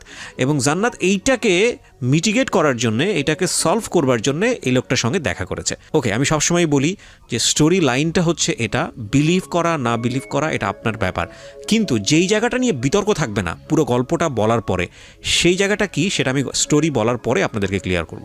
জি, ওইখান থেকে আমি বাসায় চলে আসি, তার টাকাটা তাকে ফিরিয়ে দিয়ে বাসায় চলে আসি। তারপরের দিন সে আবারও সেম টাইমে, আমার যে ছুটির টাইমটা ছিল, ছুটির টাইমে সে কলেজের ওখানে আসে। তারপর তাকে আমি আসলে বললাম যে আসলে আপনি দাদুর পরিচয় দিয়েছেন, এটা আসলে খারাপ কিছু না। দাদু সেকেন্ডে তো আপনি মিট করেছেন তার সঙ্গে, মানে সে কলেজের ওখানে আসছে পরের দিন, তারপর আপনি দেখা করেছেন পরের দিন আসছে। আমি কলেজ থেকে যখন বের হইতে আমার সামনাসামনি হয়েছে। আমার বাসে উঠলাম, বাস ছিল, বাসে উঠলাম, ওঠার পর সে আমাকে ডাক দিয়েছে। প্রথমে আমি আসলে এটা যেহেতু আমার কাজ যতটুকু ছিল আগের দিন তো আমি করেই দিছি, তারপর তার সাথে কিসের কথা বলা। তো আমি বাসে উঠে গেছি, সেও পিছন পরের বাসে উঠছে, ওই বাসে আর জায়গা ছিল না, পরের বাসে উঠছে। কিন্তু আপনার যে সে এত বড় একটা ক্ষতি করলো বা এরকম একটা কাজ করলো, আপনি তাকে কিছুই বললেন না? না, আমার থটটা ছিল যে আমি বাড়িতে কোনোভাবে না জানুক, কারণ বাড়িতে যদি একবার জানাজানি হয়, প্রিন্সিপাল আমার কলেজের টিচারের মাধ্যমে আমার ফ্যামিলির লোক জানবে, যে আমাকে ভর্তি করতে সহায়তা করছে তার কানে যদি বিষয়টা চলে যায় তাহলে আমার লেখাপড়া ওখানেই বন্ধ হয়ে যাবে। তো আপনি তাকে এটা বললেন না যে আপনি নেক্সট টাইম এই কাজটা করবেন না, বা এরকম বিষয়টা যদি আমার বাড়িতে জানে তাহলে তো আমার কলেজেই বন্ধ না? কিন্তু যেই লোকটা আপনার এই কাজটা করলো তাকে কি কিছু বলেছিলেন যে আপনি এই কাজটা কেন? তাকে যে এখন বলবো। আচ্ছা, ওকে। তারপর আমি বাসে উঠলাম, সে ওই বাসে জায়গা পায়নি, পরের বাসে উঠেছে। তো এখানে নামলাম, সেও মানে একদম তাড়াহুড়া করে নেমে আমার মানে সামনে আসছে, বলতেছে যে একটু কথা বলে যান। আমি বললাম দেখেন আপনি আমার দাদু হিসেবে পরিচয় দিয়েছেন, ভালো কথা, আপনি যে কাজটা করেছেন, মানে সে মনে করছেন বিষয়টা আসলে এখনো জানি না, সে যে কাজটা করেছেন বিষয়টা জানিই না এটা ভেবেছে। তো আমি তাকে বললাম যে কাজটা করেছেন কাজটা করা ঠিক হয়নি। যদি আপনার সন্তানের জায়গায় আমি নিজেকে রেখে বলি তাহলে আপনি নিজের সন্তানের মতো কারোর সাথে এরকম কিছু করতে পারতেন, বা আপনার সন্তানের সাথে যদি এরকম কেউ করতো আপনি কোন দৃষ্টিতে দেখতেন, আপনি কি করতেন? আপনি যখন এই কাজটা করেছেন আপনার মাথার ভিতরে কি বিবেকের লোপ পেয়েছিল? সে বলতেছে আমি এমন কি কাজ করেছি, আমি তো এমন কিছু করিনি। তখন আমি আমার ফোন থেকে ওই আইডিটা বের করে তাকে দিলাম, এটা কি করেছেন। সে বলতেছে আমি করিনি। তখন তো আইডি ডিঅ্যাক্টিভ, আপনি কিভাবে বের করলেন? না তার আইডির যে স্ক্রিনশট, ও আচ্ছা, স্ক্রিনশটটা দেখালেন। স্ক্রিনশট ছিল সেটা আমি দিলাম, কারণ আমার ওইখানে তো আমি আমারটার সাথে আমি তো আর এই বিষয়ে আগে জানতাম না, এটা তো আমি জেনেছি আমার ওই যে সেকেন্ড ইয়ার স্টুডেন্টের কাছ থেকে। তো আমি এটা দেখালাম, দেখানোর পর বলতেছে না আমি এটা করিনি, এটা হয়তো অন্য কেউ করছে। তো আমি বললাম আপনার আর আমার সম্পর্ক কি, এটা আমি নিজেই জানি না। আপনার আর আমার এমন কোন রিলেশনশিপ বা আপনার সাথে আমার কবে পরিচয় হয়েছে? ফাইন, এখন আমি পরিষ্কার হচ্ছি। মানে আলটিমেটলি আপনি যে ওনার কাছ থেকে আপনার এই ফলস আইডিটা ডিলিট করবেন এটা উনি জানতো না আগে থেকে, এবং আপনিও জানাতে চাননি, কারণ আপনি টেকনিক্যালি উনি হয়তো ভাবছে যে আমি এই সম্পর্কে জানিই না। রাইট, সো আপনি খুব টেকনিক্যালি জিনিসটা ডিলিট করে দিতে চেয়েছেন। Okay fine. আমি তাকে যখন দেখাই স্ক্রিনশটটা, সে বলতেছে যে না আমি এটা করিনি। তো আমি বললাম যে দেখেন, মানুষ মানেই মরণশীল, মরতে হবে। আর আপনি যেভাবে মানে ডায়লগ মারেন এগুলো আসলে আমার সামনে, আমি আসলে যেটা বললাম যে আমি স্ট্রেট ফরওয়ার্ড কথা বলি, এতে যদি কারো খারাপ লাগে আমার কিচ্ছু যায় আসে না, খারাপকে আমি খারাপ বলবো। আমি তাকে মুখের উপরে বলছি যে এইসব ভণ্ডামি ছেড়ে ভালো হন, রাজনীতি করেন বলে যে আপনার প্রভাব আমাকে খাটাবেন বা আপনি আমাকে উমুকের ভয় দেখাবেন, আমি কিন্তু এতে ভয় পাবো না, আর এসব কথা আমাকে বললেন না। আর যে কাজটা করেছেন কাজটা মোটেও ঠিক হয়নি, আপনাকে আমি সাবধান করব কিভাবে সেটা জানি না, তবে আমি আপনাকে অ্যালাউট করব যে আপনি এই কাজটা কখনো করেন না। আপনার কাছে একটা রিকোয়েস্ট থাকবে যে আমার কলেজের এখানে সেইভাবে মানে মানুষের সামনে নাম ধরে ডাকা, এই জিনিসটা আমার নিজের কাছেও খারাপ লাগে, আর অন্য 10 জন দেখলে সে তো ভালো কিছু ভাববে না খারাপ ছাড়া। যেহেতু আমি মেয়ে, ছেলে হলে এক কথা। বয়সে উনি কি দাদুর মতোই ছিল? 65। ও ওকে, উনি 65, আপনি 16 তখন, রাইট? কিন্তু সে নিজেকে মানে সে আমার সাথে যখন মিট হয় তখন নিজেকে মানে একদম ওই যে টিনেজারদের মতো, মানে কেউ ড্রেস আপ চেঞ্জ করলে তো আর সে টিনেজার হবে না। ওকে, বোঝা যায় আর কি জিনিসটা। হ্যাঁ, ওই ড্রেস আপ হ্যাঁ ওইরকম ড্রেস আপ করে আসতো। এগুলো তাকে বললাম, বলার পর সে আসলে হেসে উড়াইয়া দিল। মানে সে বলতেছে যে ঠিক আছে, তাহলে যেহেতু তুমি সবকিছু জানতে পেরেছো আর আমি একটা ভুল করেছি, তাহলে এটা কিভাবে মাফ চাইবো সবার সামনে? এই মানে এই মুহূর্তে রাস্তায় সবার সামনে কি পা ধরে মাফ চাবো? আমি বললাম যে এটা আপনি মূর্খর মতো কথা বলেন কেন? এমন একটা কাজ করেছেন, আপনার তো মানে লজ্জিত হওয়া উচিত, লজ্জা পাওয়া উচিত। আপনি আমাকে ভালোভাবেই বলতে পারেন যে আমার ভুল হয়েছে, আমি এই জিনিসটা ভুল করে ফেলছি। আর আপনি যেভাবে বলছেন এটা তো আসলে মানে ভালো মানুষের মতো কথা হচ্ছে না। তাকে বলার পর তারপরও তার কোনো মানে ফিলিংস ছিল না যে আমি একটা অন্যায় করেছি। এটা তাকে আমি ওইখান থেকে আমি চলে আসি, তার সাথে আর কথা বলিনি। পিছন থেকে অনেক ডাক ছিল, আমি আর তার কথা সাড়া দিইনি, রিক্সায় করে চলে আসি। তার পরের দিন সে আসেনি। ওই দিন আমার কিছু মানে ক্লাসমেট ওরা আবার ওই যে আসার সময় আপনার ওইখানে স্ট্রিট হকাররা বসতো, আবার স্ট্রিট ফুড টুটও ভালো ছিল। তো ওরা করতো কি ওইখানে একটা ঢালে এসে খাবার খেত, আইসক্রিম টেসক্রিম এগুলো সবাই আড্ডা দিত। তো আমাকে বলতেছে যে ঠিক আছে চলো, আজকে তোমার সাথে তো আমাদের ওইভাবে পরিচয় হয়নি বা ওইভাবে কথা হয়নি কখনো, আমাদের সাথে চলো একটু, আধা ঘন্টা লেট হলে কিছু হবে না। তো আমার বাড়ি থেকে একটা ছিল, যখন কলেজ ছুটি হয়ে যাবে তার আধা ঘন্টার ভিতরে বাড়িতে থাকতে হবে। এখন সব সময় তার এটা পসিবল হয় না, কারণ রাস্তা যদি জ্যাম থাকে আধা ঘন্টা একটু ওভারও হইতে পারে। একটু ওভার হইলে আমার বাসা থেকে আবার একটু রাগারাগি করতো, অন্য কিছু ভাবতো। তো আসলে পরে আমি ওই দিন একটু দেরি হয়ে গেছিল, ওই দিন 2টার মতো বেজে যায়। তারপর আমি বাসা থেকে ওইখান থেকে রিক্সা নিয়ে বাসায় চলে আসি। বাসা থেকে জিজ্ঞাসা করলো, পরে বললাম এই কাহিনী। তখনও অবধি শুধু যেহেতু আমি ছোটবেলা থেকে সবকিছু আম্মুর সাথে মানে যে সাইন ল্যাঙ্গুয়েজে আমার কোনো কিছু যেটা করতে যাব বা কোনো কিছু করার একটা স্টেপ নিয়েছি আম্মুর সাথে শেয়ার করতাম, কারণ আমি জানি যে আমার আম্মু আমি যা বলবো সেটা শুধু ভালো হলে আমাকে একটা ভালো সাজেশন দিবে, খারাপ হলেও বুঝাবে, কিন্তু কারোর সাথে এটা লিক করবে না। ওকে। তো বাবার সাথে আমার সম্পর্ক ভালো, কিন্তু বাবার সাথে শেয়ার করার সাহস ছিল না, মার সাথেই করতাম। তো মাকে আমি অলরেডি বলে দিছি বিষয়টা, ছবি টবিও দেখালাম যে মা এই লোকে এই ঘটনাগুলো করছে। তো মা আমাকে বললো যে তুমি কলেজে যাবা, ড্রেস আপ, যেহেতু ওইখানে আবার বোরকার এলাও ছিল না, কলেজ ড্রেসের কালারের বোরকা এলাও না, ড্রেস আপ পরে যেতে হবে, কলেজ ড্রেস পরে যেতে হবে। তো বাসায় আম্মু আমাকে বললো কি যে তুমি ওই ব্যাগে করে যে নেকআপ বলে, নেকআপ ব্যাগে করে নিয়ে যাবা, রাস্তা পর্যন্ত যাবা, কলেজের গেটে ঢুকে নেকআপ খুলে ফেলবা, আবার কলেজ থেকে বের হয়ে নেকআপ পরে চলে আসবা, যাতে কেউ ফেস না দেখে। তো ওটা করলাম। এখন আমার মাথায় এটা ছিল না যে মানুষের চোখ দেখলেও মানুষকে চেনা যায়, যে আসলে চোখ দেখলেও বোঝা যায় যে আমি ওই মানুষটাই এটা। তো সে কিভাবে আমার মানে ফলো করে ফেলছে ওই অবস্থাতেই। আমার নেকআপ টেকআপ বাঁধা ছিল, বাসে উঠছি, বাসে উঠে সনি হলের ওখানে নেমেছি, রিক্সায় দিয়ে 1 নম্বরে মাজার রোডের ঢালে চলে আসছি, সে দৌড়াইতে দৌড়াইতে আসছে পিছন থেকে। এখানে একটা জিনিস খেয়াল রাখবেন প্রিয় শ্রোতা, ওনার না আছে কোনো আপন বড় ভাই, না আছে বাবার দিক থেকে কোনো হেল্প, মা আছেন তিনি আসলে বাক প্রতিবন্ধী, নানা এবং নানু বয়স হয়ে গেছে তাদের। সুতরাং এরকম একটা মেয়ে এরকম একটা বখাটে লোকের দ্বারা প্রতিনিয়ত হ্যারাসমেন্টের শিকার হচ্ছে। অ্যাকর্ডিং টু হার ওয়ার্ডস যদি আমরা তাকে বিলিভ করি, তাকে তো একটা শেল্টার দিতে হবে, তাকে তো একটা সাপোর্ট দিতে হবে। অন্যান্য ভাই বোনদের ক্ষেত্রে হলে হয়তো এরকম হতো যে ভাইটা সাথে যাচ্ছে বা মাটা সাথে যাচ্ছে, তাকে গার্ড দিয়ে নিয়ে আসছে, ওর ক্ষেত্রে সেটা সম্ভব ছিল না। সো এগুলো একটু খেয়াল রাখবেন। জি বলেন। তারপর তো ওখান থেকে মানে চলে আসছি, সে পিছন থেকে দৌড়ায় আসছে, দৌড়ায় এসে মানে যে রিক্সার যে হুড যেটাকে বলে, এটা পিছন থেকে এরকম টান দিয়ে ধরছে। তো রিক্সাওয়ালা পিছনে যখন তাকাইছে, ওই লোক হঠাৎ করে সামনে এসে বলতেছে যে তোমার সাথে আমার কিছু কথা ছিল। তাই আমি বললাম এটা কোন ধরনের সভ্যতা, আপনি মাঝ রাস্তার ভিতরে এরকম করে আসছেন, আর একটু পরে একটু আগায় গেলে আমার নদী পার হতে হবে। তো ওখানে আমার মানে দেখা গেছে আমাদের ওই পার থেকে অনেক লোক আসা যাওয়া করে, কোনো একটা লোক যদি মানে দুর্ভাগ্যবশত দেখে ফেলে এরকম, আপনাকে আমি চিনি না, আপনি আমাকে ওইভাবে চিনেন না, এটা কিন্তু অন্য কেউ বুঝবে না, নিশ্চয়ই খারাপ একটা ধারণা করবে, আপনি এই কাজটা করছেন, এটা আসলে ভালো না। তাকে বুঝালাম। তো বলতেছে যে তুমি যদি এখন এখানে কথা না বলো তাহলে আমি কোনো কিছু একটা করে ফেলবো। তো আমি বললাম আপনি কি করবেন না করবেন এটা আপনার বিষয়, এটা আমার কাছে তো বলে লাভ নেই। তো বলতেছে না আমি কোনো কিছু একটা করে ফেলবো। তো আমি আসলে তার কথা মানে সে আমার এজে বড়, যদিও বড় ছিল, আমি তার আসলে এই জায়গায় মানে এরকম ধাক্কা দিই। আমি রিক্সাওয়ালাকে বলি যে তুমি যত তাড়াতাড়ি পারো যে ট্রেনে চলে যাও, এই জায়গাটা তুমি পার করো যত তাড়াতাড়ি। তো ওইখান থেকে ওই দিন সে আমাকে পিছন থেকে আর কি বলছিল, খুব চিৎকার করে বলতেছিল যে তোকে আমি দেখে নিব, তোর এই কিসের এত তোর গৌরব, কিসের এত বাহাদুরি, এগুলো আমি দেখে নিব। প্রিয় শ্রোতা, এখানে একটা বিষয় আপনাদেরকে পরিষ্কার করতে চাই, বা জান্নাতের আজকের এই জীবনের জন্য জান্নাতের ভাষ্য অনুযায়ী যে ব্যক্তিটি দায়ী, আমরা তার নাম পরিচয় এখানে উপস্থাপন করছি না, যেহেতু এটা ইনভেস্টিগেটেড শো না। কিন্তু অনুষ্ঠানের শেষে গিয়ে তাকে ফোনে কানেক্ট করব, তার নাম পরিচয় গোপন রেখেই আমরা তাকে ফোনে কানেক্ট করব এবং তার বক্তব্যও আমরা আজকে আপনাদেরকে শোনাবো।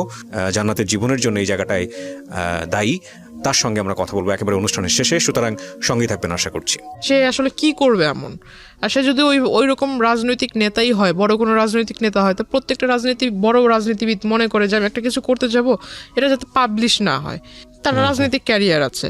তো এই লোক যদি অত বড় নেতাই হয় তাহলে সেই রাস্তার ভিতরে এগুলো করবে কেন? দ্য পয়েন্ট ইজ দ্যাট আপনারও তো রাজনীতির ব্যাকগ্রাউন্ড ছিল, এবং আপনার সম্পর্কে আমি যতটুকু জানি তাতে আপনার যে আত্মীয় স্বজন তারাও মোটামুটি হাই অফিসিয়ালস।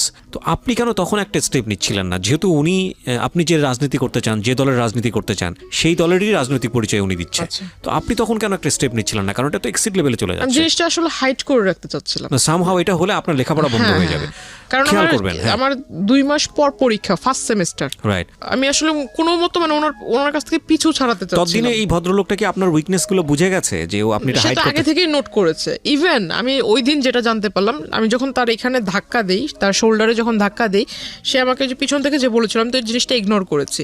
কিন্তু সেই দিন বিকেল বেলা সে করেছিল কি, আমাদের যে নদীর ঘাট যেটা, ওইখানে মানে নৌকাওয়ালাগুলো হলো একদম পার্মানেন্ট নৌকাওয়ালা, এরা চেঞ্জ হবে না, সবসময় এরাই ওখানে নৌকার পারাপার করে। তো ওই পর্যন্ত গিয়ে প্রত্যেকটা নৌকাওয়ালার কাছ থেকে মানে জিজ্ঞাসা করেছে। তো ওদের কাছ থেকে আমার ইনফরমেশন নেয়, আমার বাড়ি কোথায়, আমার বাড়িতে কে কে আছে, আমার বাবার বাড়ি কোথায়, মার বাড়ি কোথায়, হাবিজাবি সমস্ত কথা সে কালেক্ট করে। প্লাস আমার ছোটবেলা থেকে মানে আমি ছোটবেলায় কি করতাম না করতাম সমস্ত কথা সে এগুলা কালেক্ট করে। অনেক দিন মানে প্রায় 1 মাসের মতো আর তার মানে ওইখানে আমি কি বলো এটাকে, মানে সে আর ওইখানে আসেনি। তার মানে আমার কাছে খুব ভালোই মনে হচ্ছিল যে মানে এতদিন পর আমি একটা খুব মানে এখন ভালোভাবে যাতায়াত করতে পারবো, কোনো প্রবলেম নেই। তখন আমি মেকআপটা ইউজ করা বাদ দিয়ে দিলাম, যেহেতু আসছে না, হয়তো সে আসবেই না, ওইরকম একটা ধারণা ছিল। তো আমি খুব তখন থেকে আসলে যে 2-1টা মেয়ের সাথে আর কি মিশতে শুরু করলাম, ক্লাসমেট। আমি মানে তাদের সাথেই মিশতাম যারা দেখতাম যে একটু মানে ফ্যামিলি দিক থেকে একটু মানে একটু লো টাইপের, বা আমাকে নিয়ে কেউ তুচ্ছতাচ্ছিল্য না করে। হ্যাঁ মানে আমাকে যে বুঝবে আর কি। আমি তার সাথে 2টা কথা বললে সে ওটা লিক করবে না, সে মানে আমাকে 2টা সাজেশন দিবে বা আমার সাথে একটু ভালোভাবে ব্যবহার করবে। হঠাৎ করে জানতে পারি যে আমার সাথে যারা কথা বলে এই তাদের সাথে মানে মানে কি বলো ওটাকে, মানে ওদেরকে ওই লোক শিখায় দেয় যে এই প্রশ্ন করবা ওকে, আর ওরা এসে আমাকে সেই প্রশ্নগুলো করে, আমার কাছ থেকে যে উত্তরগুলা ওরা জানতে পারে সেই উত্তরটা আবার ওই লোকের কাছে লিক করে দেয়। আসলে এটা আমার জন্য ব্যাড লাগছিল কিনা জানি না, ভালোভাবে পরীক্ষা কেটে গেল। তো আমার মানে সবচেয়ে খারাপ লেগেছিল যে পরীক্ষার রেজাল্টগুলো খুব খারাপ হয়েছিল, মানে পাস মার্ক যতটা ছিল পাস মার্ক উঠেছে, বাট নাম্বারটা ওইরকম মানে মন মতো হয়নি। তো তখন আসলে বাড়ির মা খুব বলল যে কেন এরকম হয়েছে। আমার নানা নানু তো এরকম শিক্ষিত না, তবে মানে তারা ওই মানে পাশ করেছে, ভালো নাম্বারে পাশ করেছে এটা শুনলেই মানে এনাফ। কত নাম্বারে পাশ করেছে এটা তাদের দেখার বিষয় না। তো জিজ্ঞাসা করলো যে রেজাল্ট কি, তা আমি বললাম যে পাশ তো করেছি। তারপর আর কিছু জিজ্ঞেস করে না। তো মা আমাকে বললো, বাবা বললো যে নাম্বার এত কম কেন। তো এখন পুরোপুরি বলতে পারছি না যে এই ঘটনার ভিতরে আসলে লেখাপড়ার ভিতরে মনটা ওইভাবে যায়নি। তখন করতাম কি, আমি প্রতিনিয়ত নেটওয়ার্কিং সাইটটাতে আমার সাথে যারা অ্যাড ছিল কলেজে যেসব মেয়েরা অ্যাড ছিল তাদের ওইখানে মানে রেগুলার চেক করতাম যে আদৌ আবার নতুন করে কোনো আইডি তৈরি হয়েছে কিনা, আবার এরকম কোনো অপপ্রচার হচ্ছে কিনা, এই বিষয়টাতে খেয়াল করতাম। তখন দেখলাম যে না, এরকম হচ্ছে না। তখন আস্তে আস্তে পড়ালেখার ভিতরে একটু মন দিচ্ছি। পরীক্ষার রেজাল্ট হলো তার 2 মাস পর হঠাৎ আমার বাস স্টপে ওই কলেজ টাইমে যে টাইমটাতে আমি সেই টাইমটাতে সে ওখানে আসার পর আমাকে মানে ডিরেক্টলি অফার করে যে আমি আসলে তোমাকে বলতে পারিনি, এতদিন তোমার সামনে আসিনি ঠিক, কিন্তু দূর থেকে তোমাকে দেখেছি। হঠাৎ আমাকে বলে ফেললো তোমার বাড়ি অমুক জায়গায়, তুমি এভাবে বাড়িতে যাও, ওই নদী ক্রস করতে হয়, নৌকা পারাপার করতে হয়, অমুক বাড়ির পরে তোমার বাড়ি। টোটাল একটা কাগজের ভিতরে মানে যে জায়গা জমি নিয়ে যারাই করে তারা যে ম্যাপ আঁকায় না, রাস্তার ম্যাপ তৈরি করে, এরকম সে আমাকে একদম কলম দিয়ে রাস্তা আঁকায় এটাকে একদম দেখায় দিচ্ছে যে এই নদী পার হওয়ার পর অমুক রাস্তা থেকে এই রাস্তা থেকে সেই রাস্তা, মানে দুনিয়ার যত খোঁজ নেওয়া দরকার ছিল সব নিয়ে ফেলেছে। একটা পেজের ভিতরে সে আমাকে লিখে দিল। আমি দেখে আসলে অবাক হয়ে গেলাম। বলতেছে যে এনি টাইম আমি তোমার বাসায় যেয়ে মানে প্রপোজাল দিব।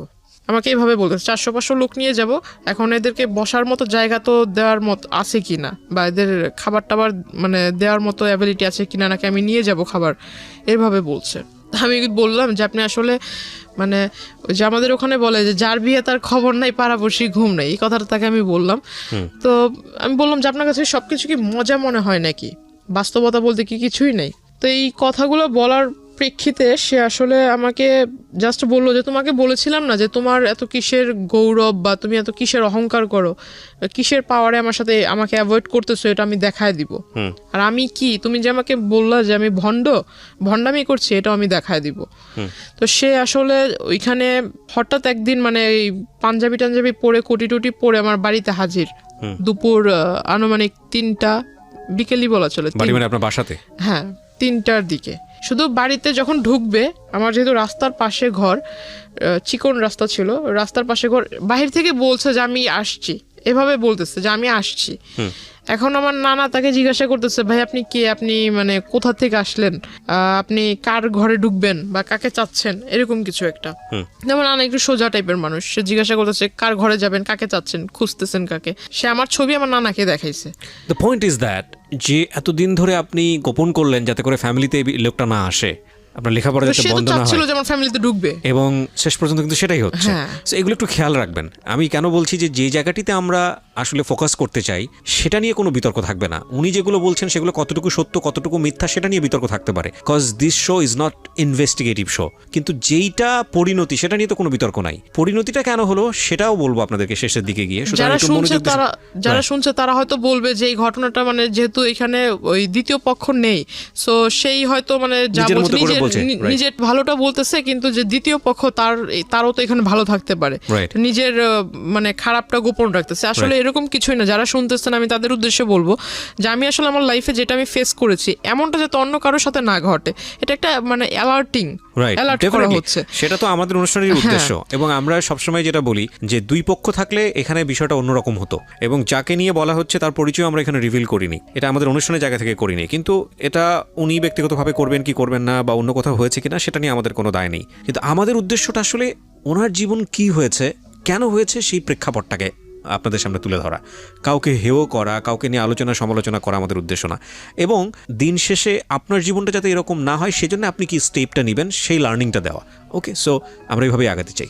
জি, তারপর কি হলো? বাসায় আসলো? হ্যাঁ, সে বাসায় আসলো। তো বাসায় এসে ঢুকে মানে আমার মাকে মানে প্রথমেই আমার মার পায়ে ধরে মানে সালাম করে। আপনার মায়ের বয়স ওনার বয়সের চেয়ে কম হবে? আমার ওনার মেয়ের বয়সের মেবি আমার মা। তো যাই হোক, আমার মার পায়ে ধরে সালাম করে ফেলছে। তো আমার মা মানে এমনিতে একটু রাগী, কারণ পুরুষ মানুষের সামনে সে আসে না। তো আমার মা খুব রেগে গেছে, মানে যে আপনার আমাদের ওখানে বলে শলা, আসলে এটা বলা ঠিক হবে কিনা জানি না, তবু যেটা ঘটেছে আমি বলি। তো আমার মা আসলে শলা নিয়ে আসছে হাতে করে, মানে খুব রেগে গেছে যে আমার পায়ে টাচ করলো কেন এই লোক। তার মানে জানতো যেহেতু আগে থেকে, সুতরাং আপনার মা না, আমার মাকে তো আমি ছবি টবি আগেই দেখাইছি, আর সেই লোক চলে আসছে। আর আমি ততক্ষণ অবধি মানে নানার কাছ থেকে শুনছি অন্য ঘরে, মানে মাত্র গোসল করে এসে ঘরে ঢুকছে, আর ওই টাইমে বাইরে থেকে কিন্তু সাউন্ড পেয়েছে, সে বলতেছে আমি আসছি। এইটা শুনে মানে একটু মনের ভিতরে যেটা ধুক ধুক করতেছে আমার। আমি বলতেছি যে এই লোক যদি এখন বাড়িতে মানে আগে পরে সবকিছু বলে, আমি তো আসলে লেখাপড়াটা বুঝি আজকেই আমার শেষ, আর যাইতে পারবো না। আমার মাথা একদম বই টই সব একদম পুড়ে ফেলবে। তো আমি অন্য ঘরে বসে শুধু চুপচাপ মানে ভাবতেছি যে আসলে কি বলবো। বাড়ির লোকের কাছে যখন এই লোকটা তার মতো করে বলবে, বাড়ির লোক আমাকে যখন জিজ্ঞাসা করবে আমি তখন কি করব। তখন ওই লোকের সামনে আমার মা শলা নিয়ে আসে, মানে তাকে দেখাইতেছে শলা দিয়ে বাড়ি মারবে, মানে ঝাঁটা। হ্যাঁ, ওই শলা দিয়ে বাড়ি মারবে। তো ওই লোক বলতেছে যে মানে সে তার ইশারা বোঝে না, ইশারার কথা তো আর বোঝে না ওই লোক। আপনার মা সম্পর্কে তো জানতো যে উনি? না, এগুলো জানতো একেবারে জানতো না। আচ্ছা। তো ওই মানে সে তো ইশারা ভাষা বোঝে না, সে বলতেছে মানে হাত দিয়ে দেখাইতেছে যে আমি ওইরকম কেউ না, আমি আপনাদেরই পরিচিত, আপনাদেরই ওই কি বলে ওই আত্মীয় হব, এরকম কিছু একটা বলতেছে। তো আমার মা আসলে তো মানে মা তো রেগে আছে, হাতে নিয়ে মা বারবার বলতেছে তুই ঘর থেকে বেরো, এরকমটা বলছে। তো আমি ওই ঘর থেকে আসলাম, আসার পর তাকে ডিরেক্ট সবার সামনে জিজ্ঞাসা করলাম যে আপনি এখানে কি করে, মানে অ্যাড্রেস পেলেন কোথায়? বলতেছে যে বললাম না আমার কাছে কোনো কিছু অসম্ভব না, আমি তো সবকিছু জানি, তোমার সম্পর্কে সমস্ত কিছু জানি। মানে আমি আসলে খুব হতভম্ব। আমার নানা একবার আমার দিকে তাকায়, আমার নানু একবার আমার দিকে তাকায়, আমি একবার তাদের দিকে তাকাই, মানে তারা আমাকে গিলটি ভাবতেছে। আমি এখন মানে ভাবতেছি যে আসলে আমি যদি তাদের বাড়ির লোকেরে বলি, এরা কি আদৌ আমার কথা বিলিভ করবে? কোন দিক থেকে বিষয়টা নিয়েছে জানি না। তো নানা বাইরে এসে বলতেছে যে আমাদের বাড়িতে আজ পর্যন্ত যেই আসুক না কেন, সে যদি ফকিরও হয়, সে শুধু খালি হাতে মানে খালি মুখে যায়নি। এখন এই লোকটা যখন ভাতের কথা বলে ফেলছে, আর দুপুরের টাইম, আমরা এখন কেউ খাই নেই, তো ঘরে আমার মাকে জিজ্ঞেস করতেছে ভাত আছে কিনা। তো আমার মা আসলে বিষয়টা কি ভাবছে জানি না, ফ্রিজ থেকে পচা ভাত দিছে।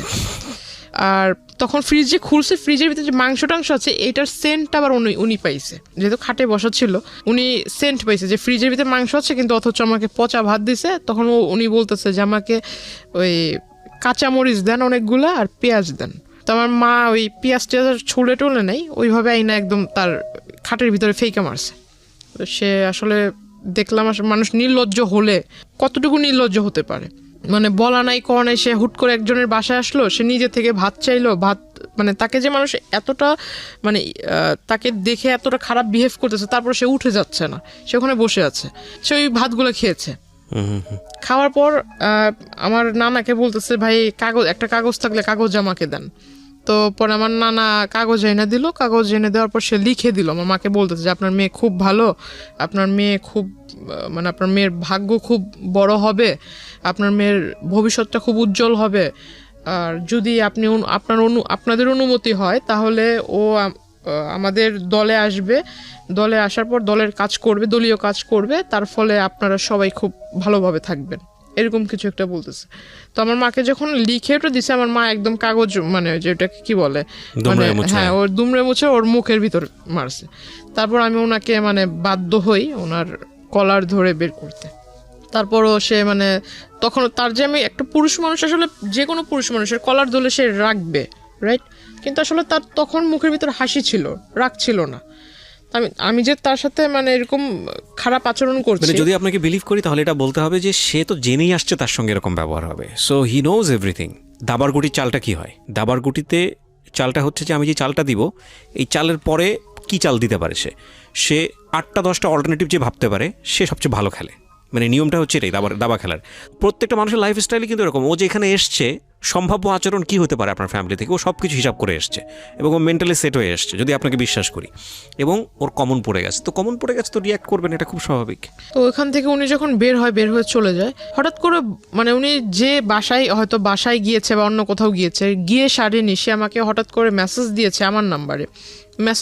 মেসেজে লিখেছে যে আমি আসলে জানতাম না তোমার বাবা মা এরকম, দেখে খুব কষ্ট হলো, আমি আসলে মানে খুব অনুতপ্ত তাদেরকে দেখে, তাদের এই বিষয় দেখে। বাবা তো নাই, বাবা তো তখন বাসায় নাই। না বাবা মার সম্পর্কে তো সেটা আগে থেকেই জানে, কিন্তু আয়েশা তো দেখছে আমার মাকে।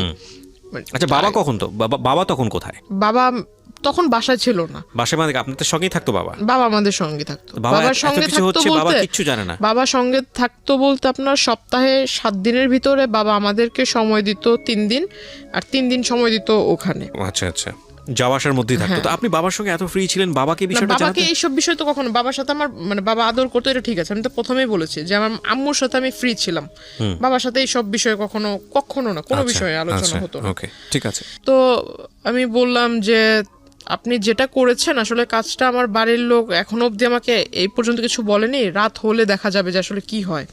কারণ এই জিনিসটা যদি আমার মা এখনো অবধি আমার সাথে রেগে আছে, মা কথা বলতেছে না, আর মাও আমাকে ডাউট করতেছে। ডাউট করাটা স্বাভাবিক, কারণ একটা লোক এইভাবে কিভাবে আসবে? টু বি অনেস্ট, আমরা নিজেরাও করছি। তো আসলে এই লোকটা কিভাবে বাসায় আসবে?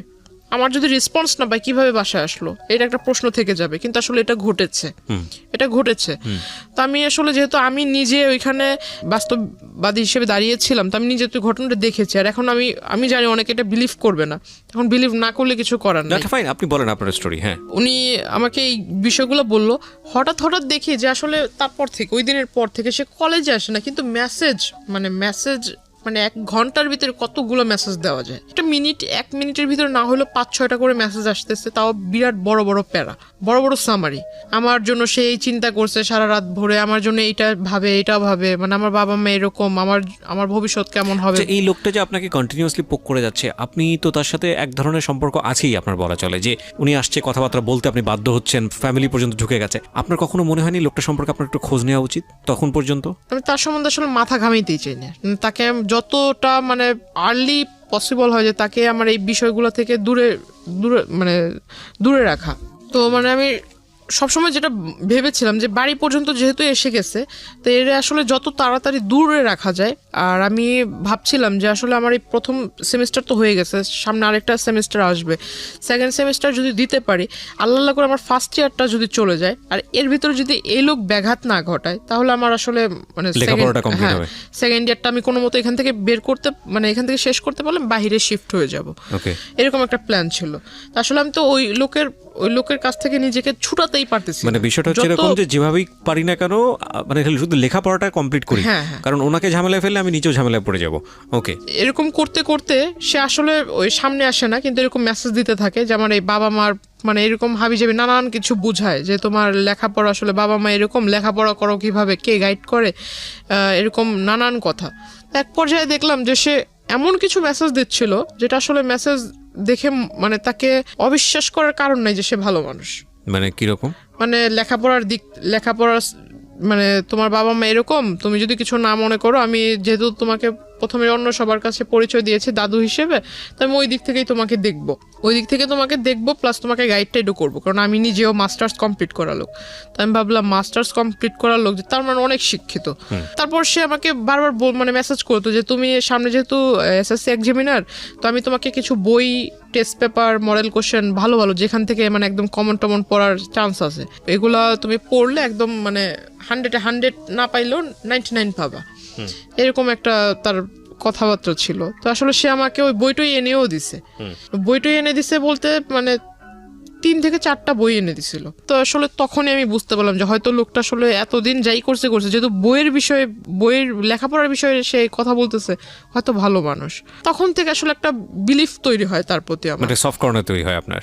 হ্যাঁ, বলতে পারেন। এখানে একটা সাইকোলজিক্যাল ব্যাপার আছে প্রিয় শ্রোতা এবং দর্শক যারা দেখছেন, যে একটা মানুষকে আপনি যদি কন্টিনিউয়াসলি পোক করতে থাকেন, আপনার প্রতি একটা রিজেকশন থাকলেও মানে এটা কন্টিনিউয়াসলি যদি পোক করতেই থাকেন, লেগেই থাকেন, সামহাও কোনো একটা ভালো দিক যদি চলে আসে, ওই মানুষের প্রতি ফল ইন হওয়ার একটা সুযোগ থাকে, যেটা হয়তো আজকে যিনি গেস্ট এখানে আছেন তার হয়েছে।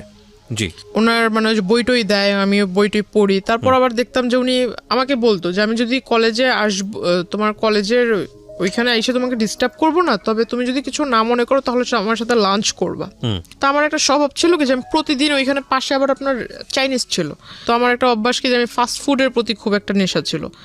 তো আমি ওই চাইনিজে ঢুকে একলাই এক টেবিলে বসতাম, যেগুলো মানে যে স্টুডেন্ট যে অফারগুলো ছিল এগুলো আমি নিয়ে মানে একাই টেবিলের ভিতরে বসে খাইতাম, প্লাস ছবি তুলতাম।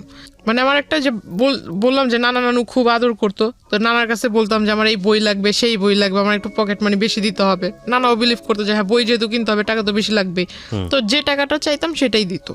তো তার কাছে থাকার না থাক, নানির যে ব্যাগ আছে ওইখান থেকে টাকা নিয়ে দিলেও দিত।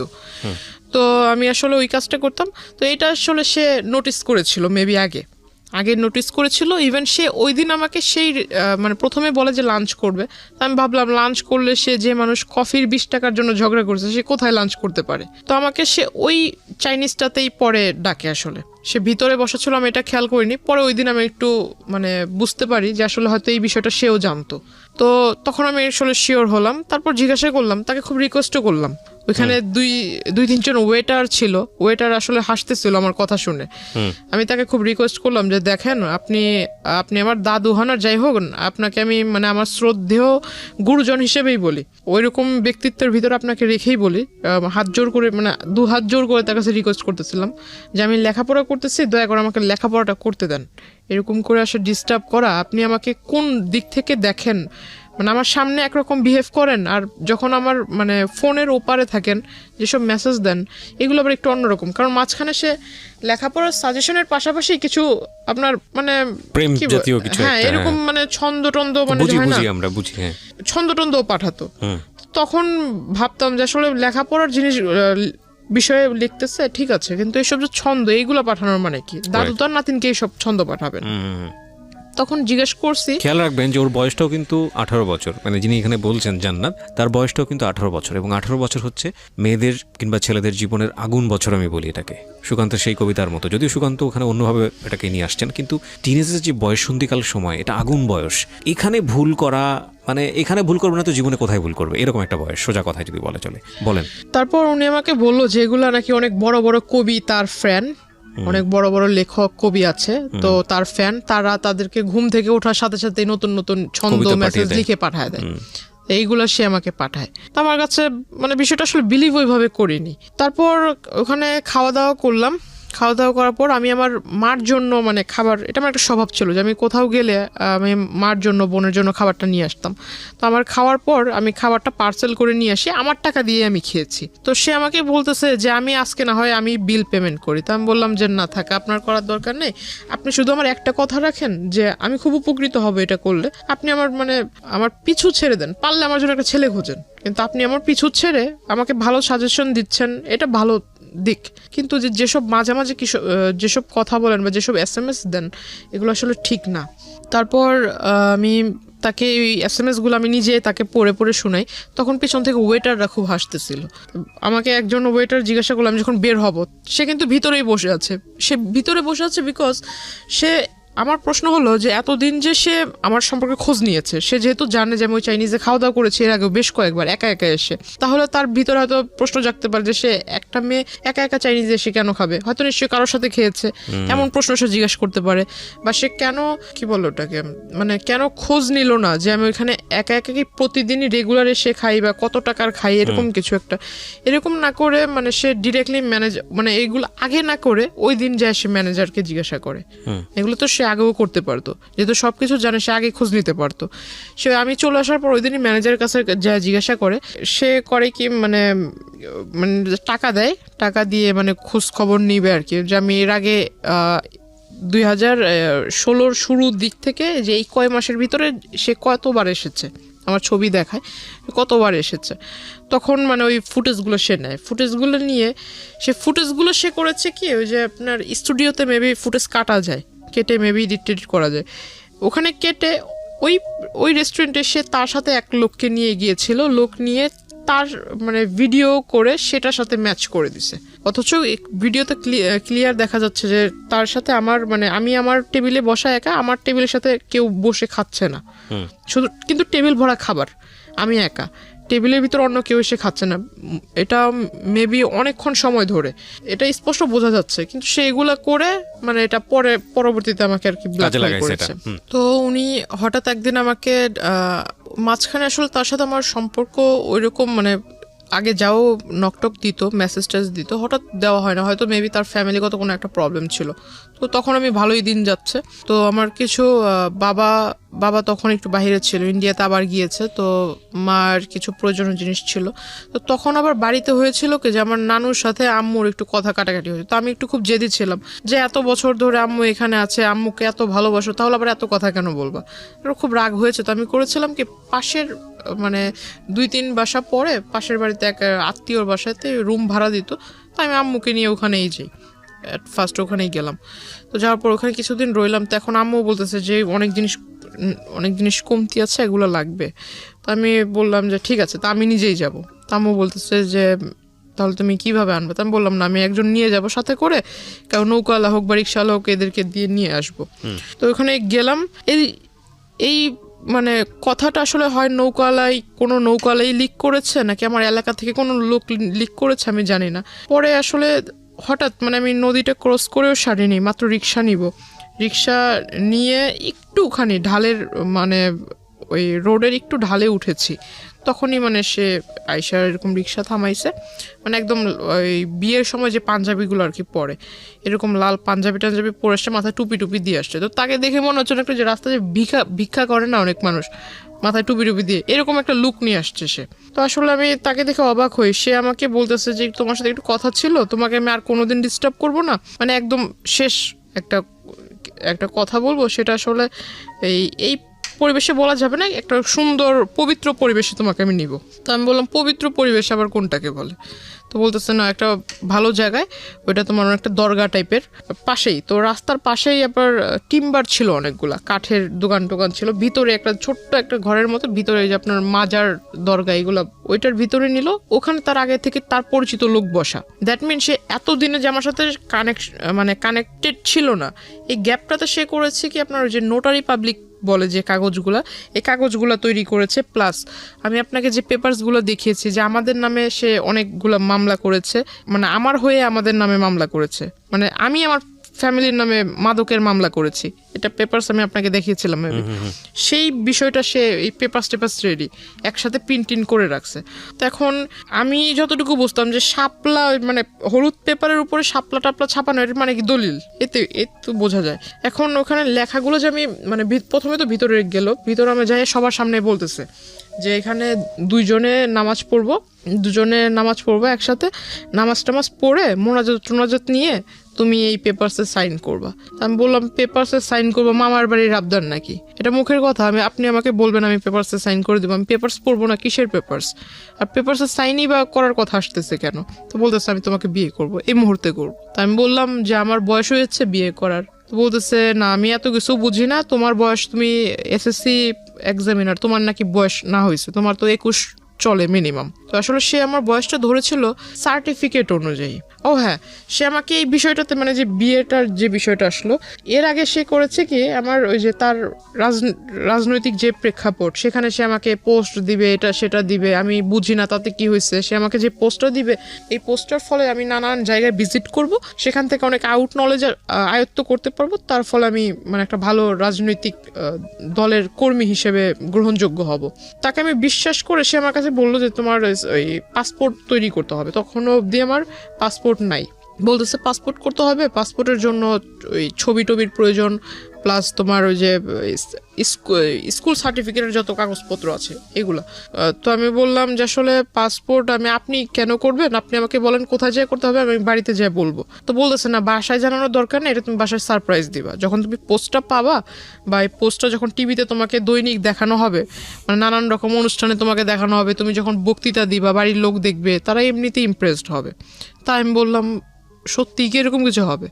তো যেহেতু ভিতরে একটা রাজনীতি করার একটা ক্ষোভ ছিল, ক্ষোভ বা ভালো আচ্ছা যাই হোক ওটা ছিল। তো আমি আসলে ওই দিক থেকে চিন্তা করলাম, সে যেহেতু মানে মানে মেঘ না চাইতে বৃষ্টি হয়ে যাচ্ছে, আমার ছোটবেলা থেকে একটা ইচ্ছা ছিল সে আমাকে মানে এত বড় একটা প্ল্যাটফর্মে আপনি লোভে পড়ে তাকে কিছু ডকুমেন্টস দিয়েছেন, আমি বুঝতে পারছি। হ্যাঁ, লোভ বলতে পারেন।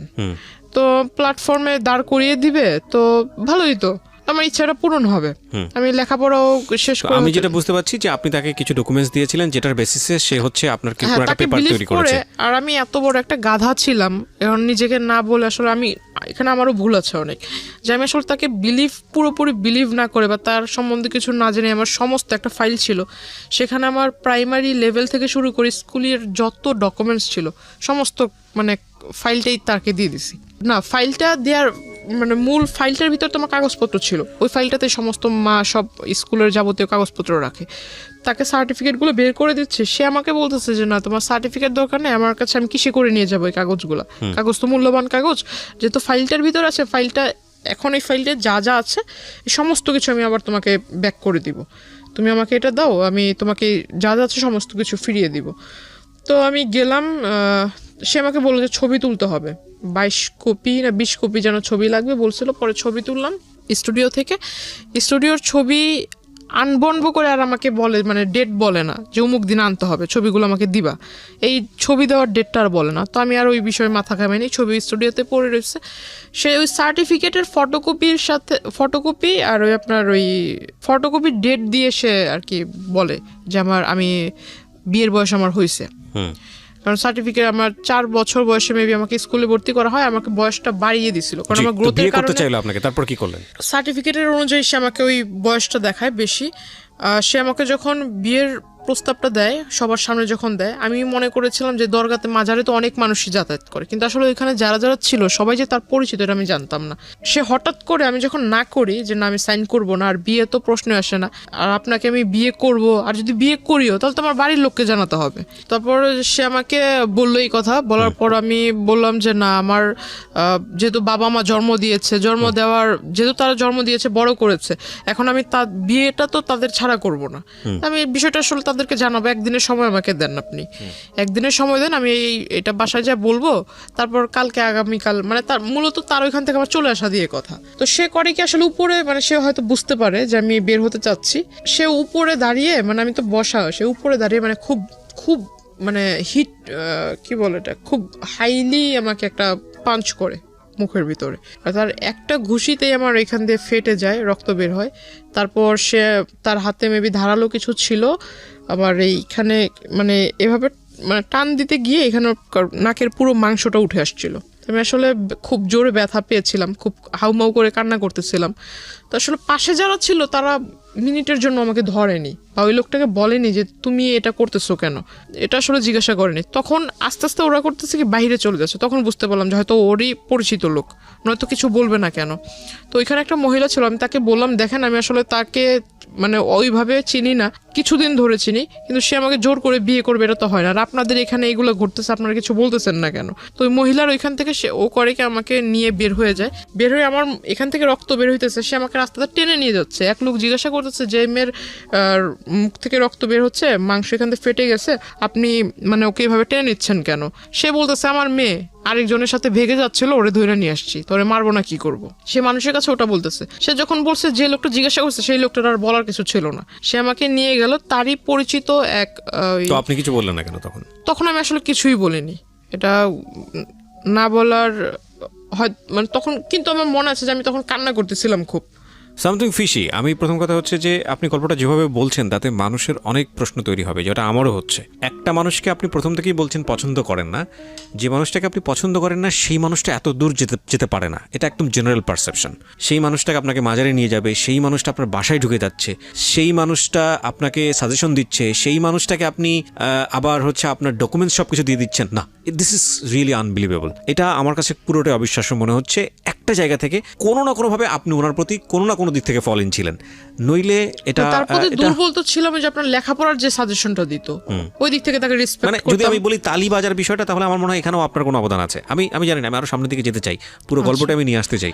জি বলুন। তারপর আচ্ছা, তারপর সে আমাকে মানে ওই জায়গায় অফিসটাতে নিয়ে গেল। অফিসে নিয়ে যাওয়ার পর সে আমাকে বললো যে তোমার এখানে তুমি সিগনেচার করবে, তো তোমাকে তো ওইখানে সবার সামনে মাত্র 2টা আঘাত করেছি, এর থেকেও বেশি কিছু করতে পারি, তো তুমি এখানে সিগনেচার করো। তখন আমি আসলে বললাম যে আপনি আমাকে একদিনের সময় দেন, আমি বাসায় যাই বিষয়টা ডিসকাস করি।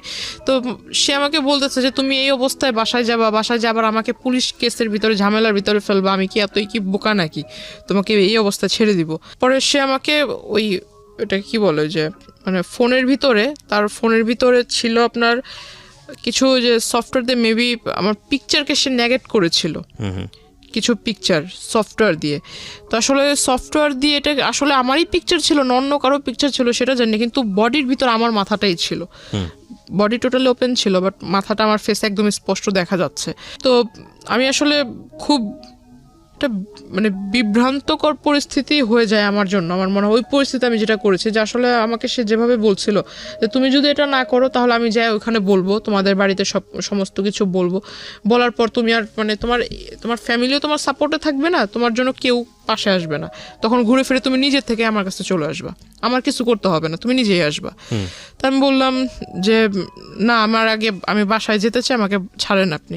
তো বলতেছে বাসাতে তুমি যাবা, আমিও তো যাইতে দিব, আগে সাইনটা করে যাও। আসলে আমার জন্য ওটা আমার মনে হয়, আমি জানি না অন্য কেউ আমার জায়গায় থাকলে কি করতো, কিন্তু আমার তখন মাথায় ছিল যে আমি আসলে এর কাছ থেকে মূলত এখান থেকে বের হয়ে বাসায় যে আজকে সমস্ত কিছু মানে একদম প্রথম থেকে সমস্ত কিছু বাসায় শেয়ার করব, তারপর যদি স্কুল কলেজ বন্ধ হয়ে যায় যাক, তাতে আমার কিছু যায় আসে না। তখন আমি আসলে তার ওই যেহেতু 2বার প্রথমে হিট করেছিল, পরে আবার 3-4 বার না করার ফলে সে আরেকবার আমাকে একটা ঘুষি দেয় মুখের ভিতর, পরে এখানে একটু ফুলে যায়, মানে একদম কালো হয়ে গেছিল।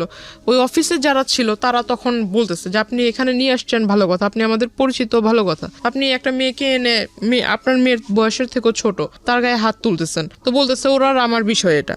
তখন আসলে সে আমাকে বলতেছে তুমি কি সাইন করবা, মানে তুমি কি বাসায় যেতে চাও আদৌ, নাকি তুমি চাও যে আমি তোমাকে এখান থেকে উঠায় নিয়ে যাই। আমি বললাম যে আমি বাসায় যাবো। তো বলতেছে যদি বাসায় যেতে চাও ভালো মানুষের মতো সাইন করে দাও। সাইনটা মানে কি বিয়ের কাগজে কাবিননামাতে সাইন? কাবিননামা আসলে সে আমাকে জাস্ট উপরে, আমি যখন পড়তে যেহেতু কাগজে সাইন করবো তাকে জিজ্ঞাসা করলাম যে কাগজে তো আর এমনি সাইন করবো না, তো আমি একটু পড়ে নেই কি কি লেখা আছে, আমার তো পড়ার দরকার আছে। তো আসলে সে আমাকে পড়তে দিচ্ছিল না, সে শুধু বললো যে সাইন করার যে দাগটা থাকে সেখানে আবার নিচে দেখলাম যে সাক্ষীটা কে লেখা ছিল।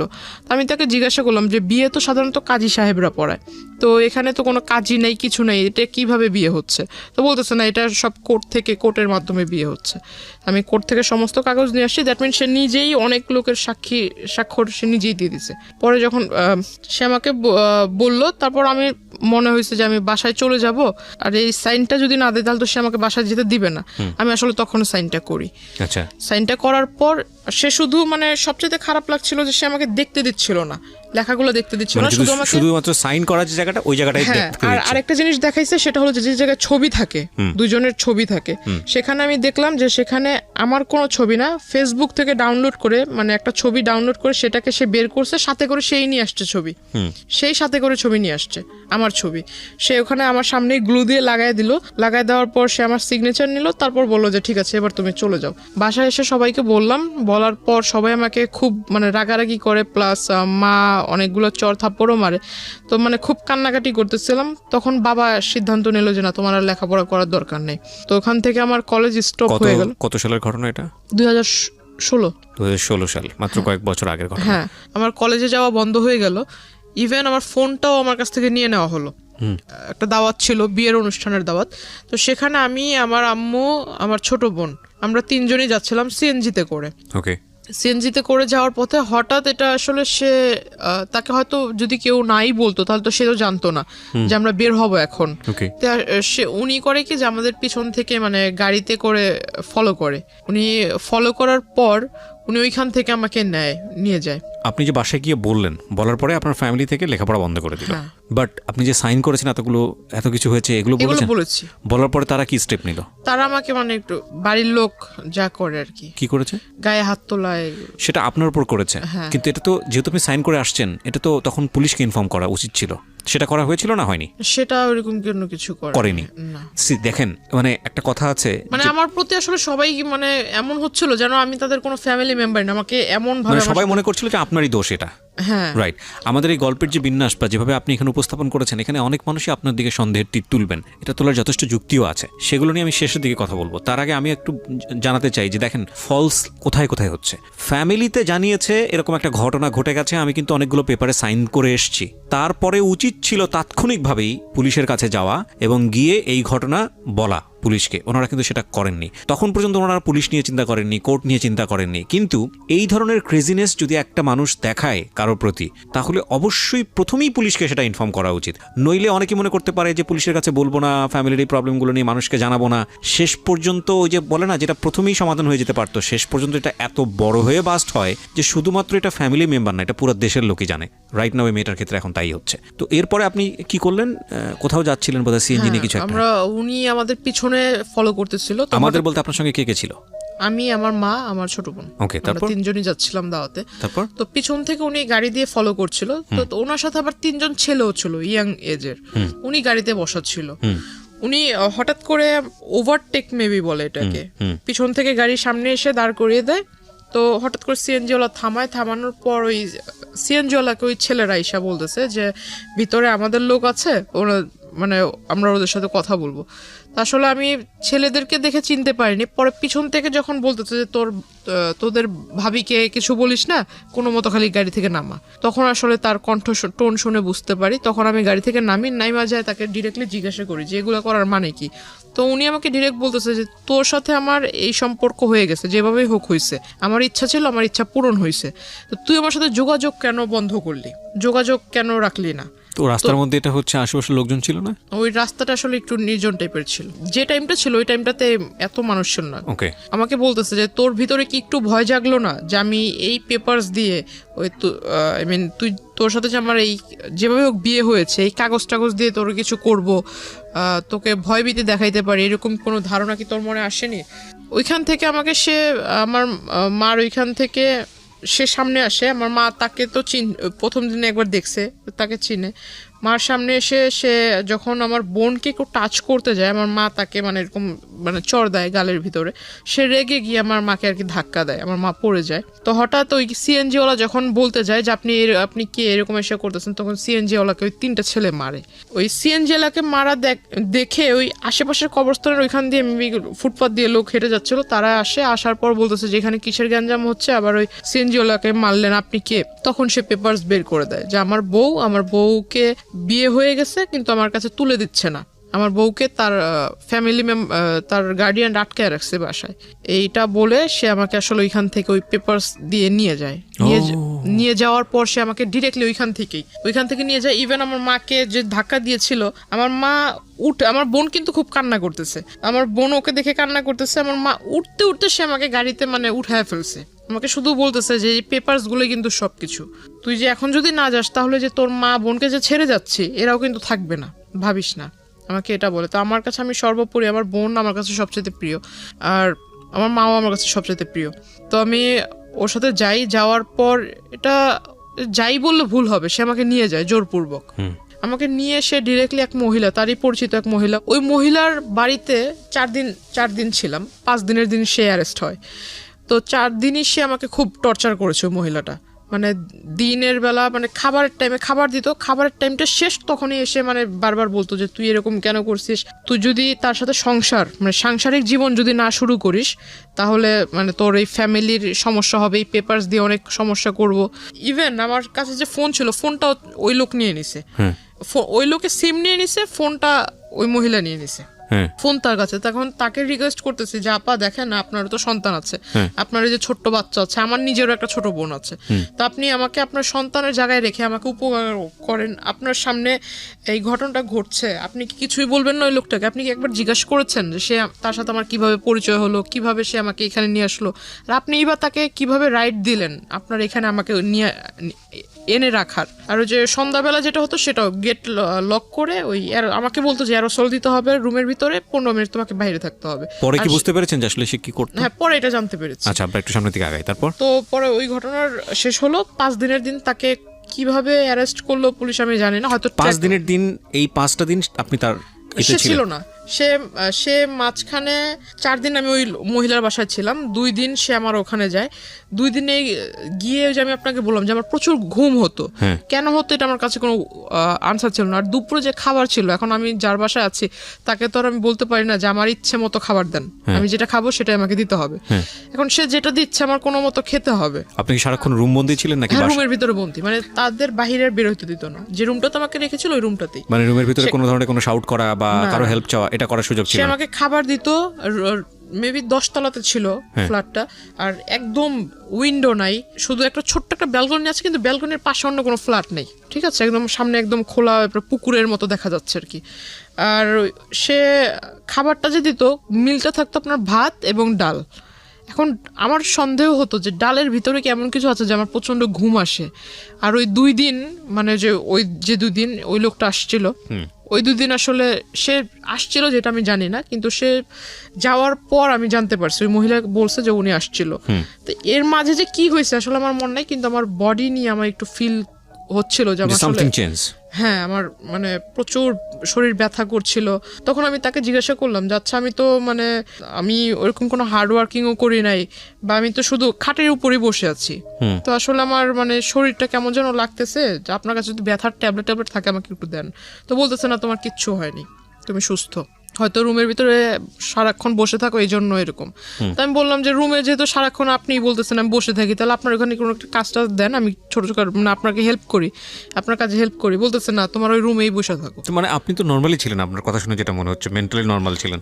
লাইক আপনাকে তো এক জায়গায় ব্লক করে ফেলেছে, আপনার তো সামহাউ ফ্যামিলি ওখান থেকে এসকেপ করার কথা, ওইখান থেকে আপনার একটা আর্জি থাকা উচিত যে যে কোনোভাবেই হোক আমাকে এখান থেকে বের করো বা এরকম কিছু একটা। না, এটা তাকে, ওই মহিলাকে তো অনেকবার কনভিন্স করেছি, প্লাস ওই মহিলার সাথে দেখা করার জন্য ওনাদেরই দলের কিছু লোক এসেছে, মানে এটা দেখার জন্য যে আসলে ওই লোক আমাকে কেনই বা আনছে এখানে, এনে এখানে রাখছে। মানে তাড়াতাড়ি, মানে যে মহিলাটার বাসায় রাখলো ওই মহিলার সাথে ওই লোকের খুব ভালো রিলেশন, আবার ওই লোকের অগোচরে, ওই ব্যক্তির অগোচরে ওই মহিলা আবার তাদেরই দলের, যে তাদের যে রাজনৈতিক দল, ওই দলের মানুষদের সাথে ওই লোকের ব্যাপারে খারাপ আলোচনা করতেছে। এটা আমি আমার রুম থেকে শুনছি, বাইরে যারা কথা হচ্ছে।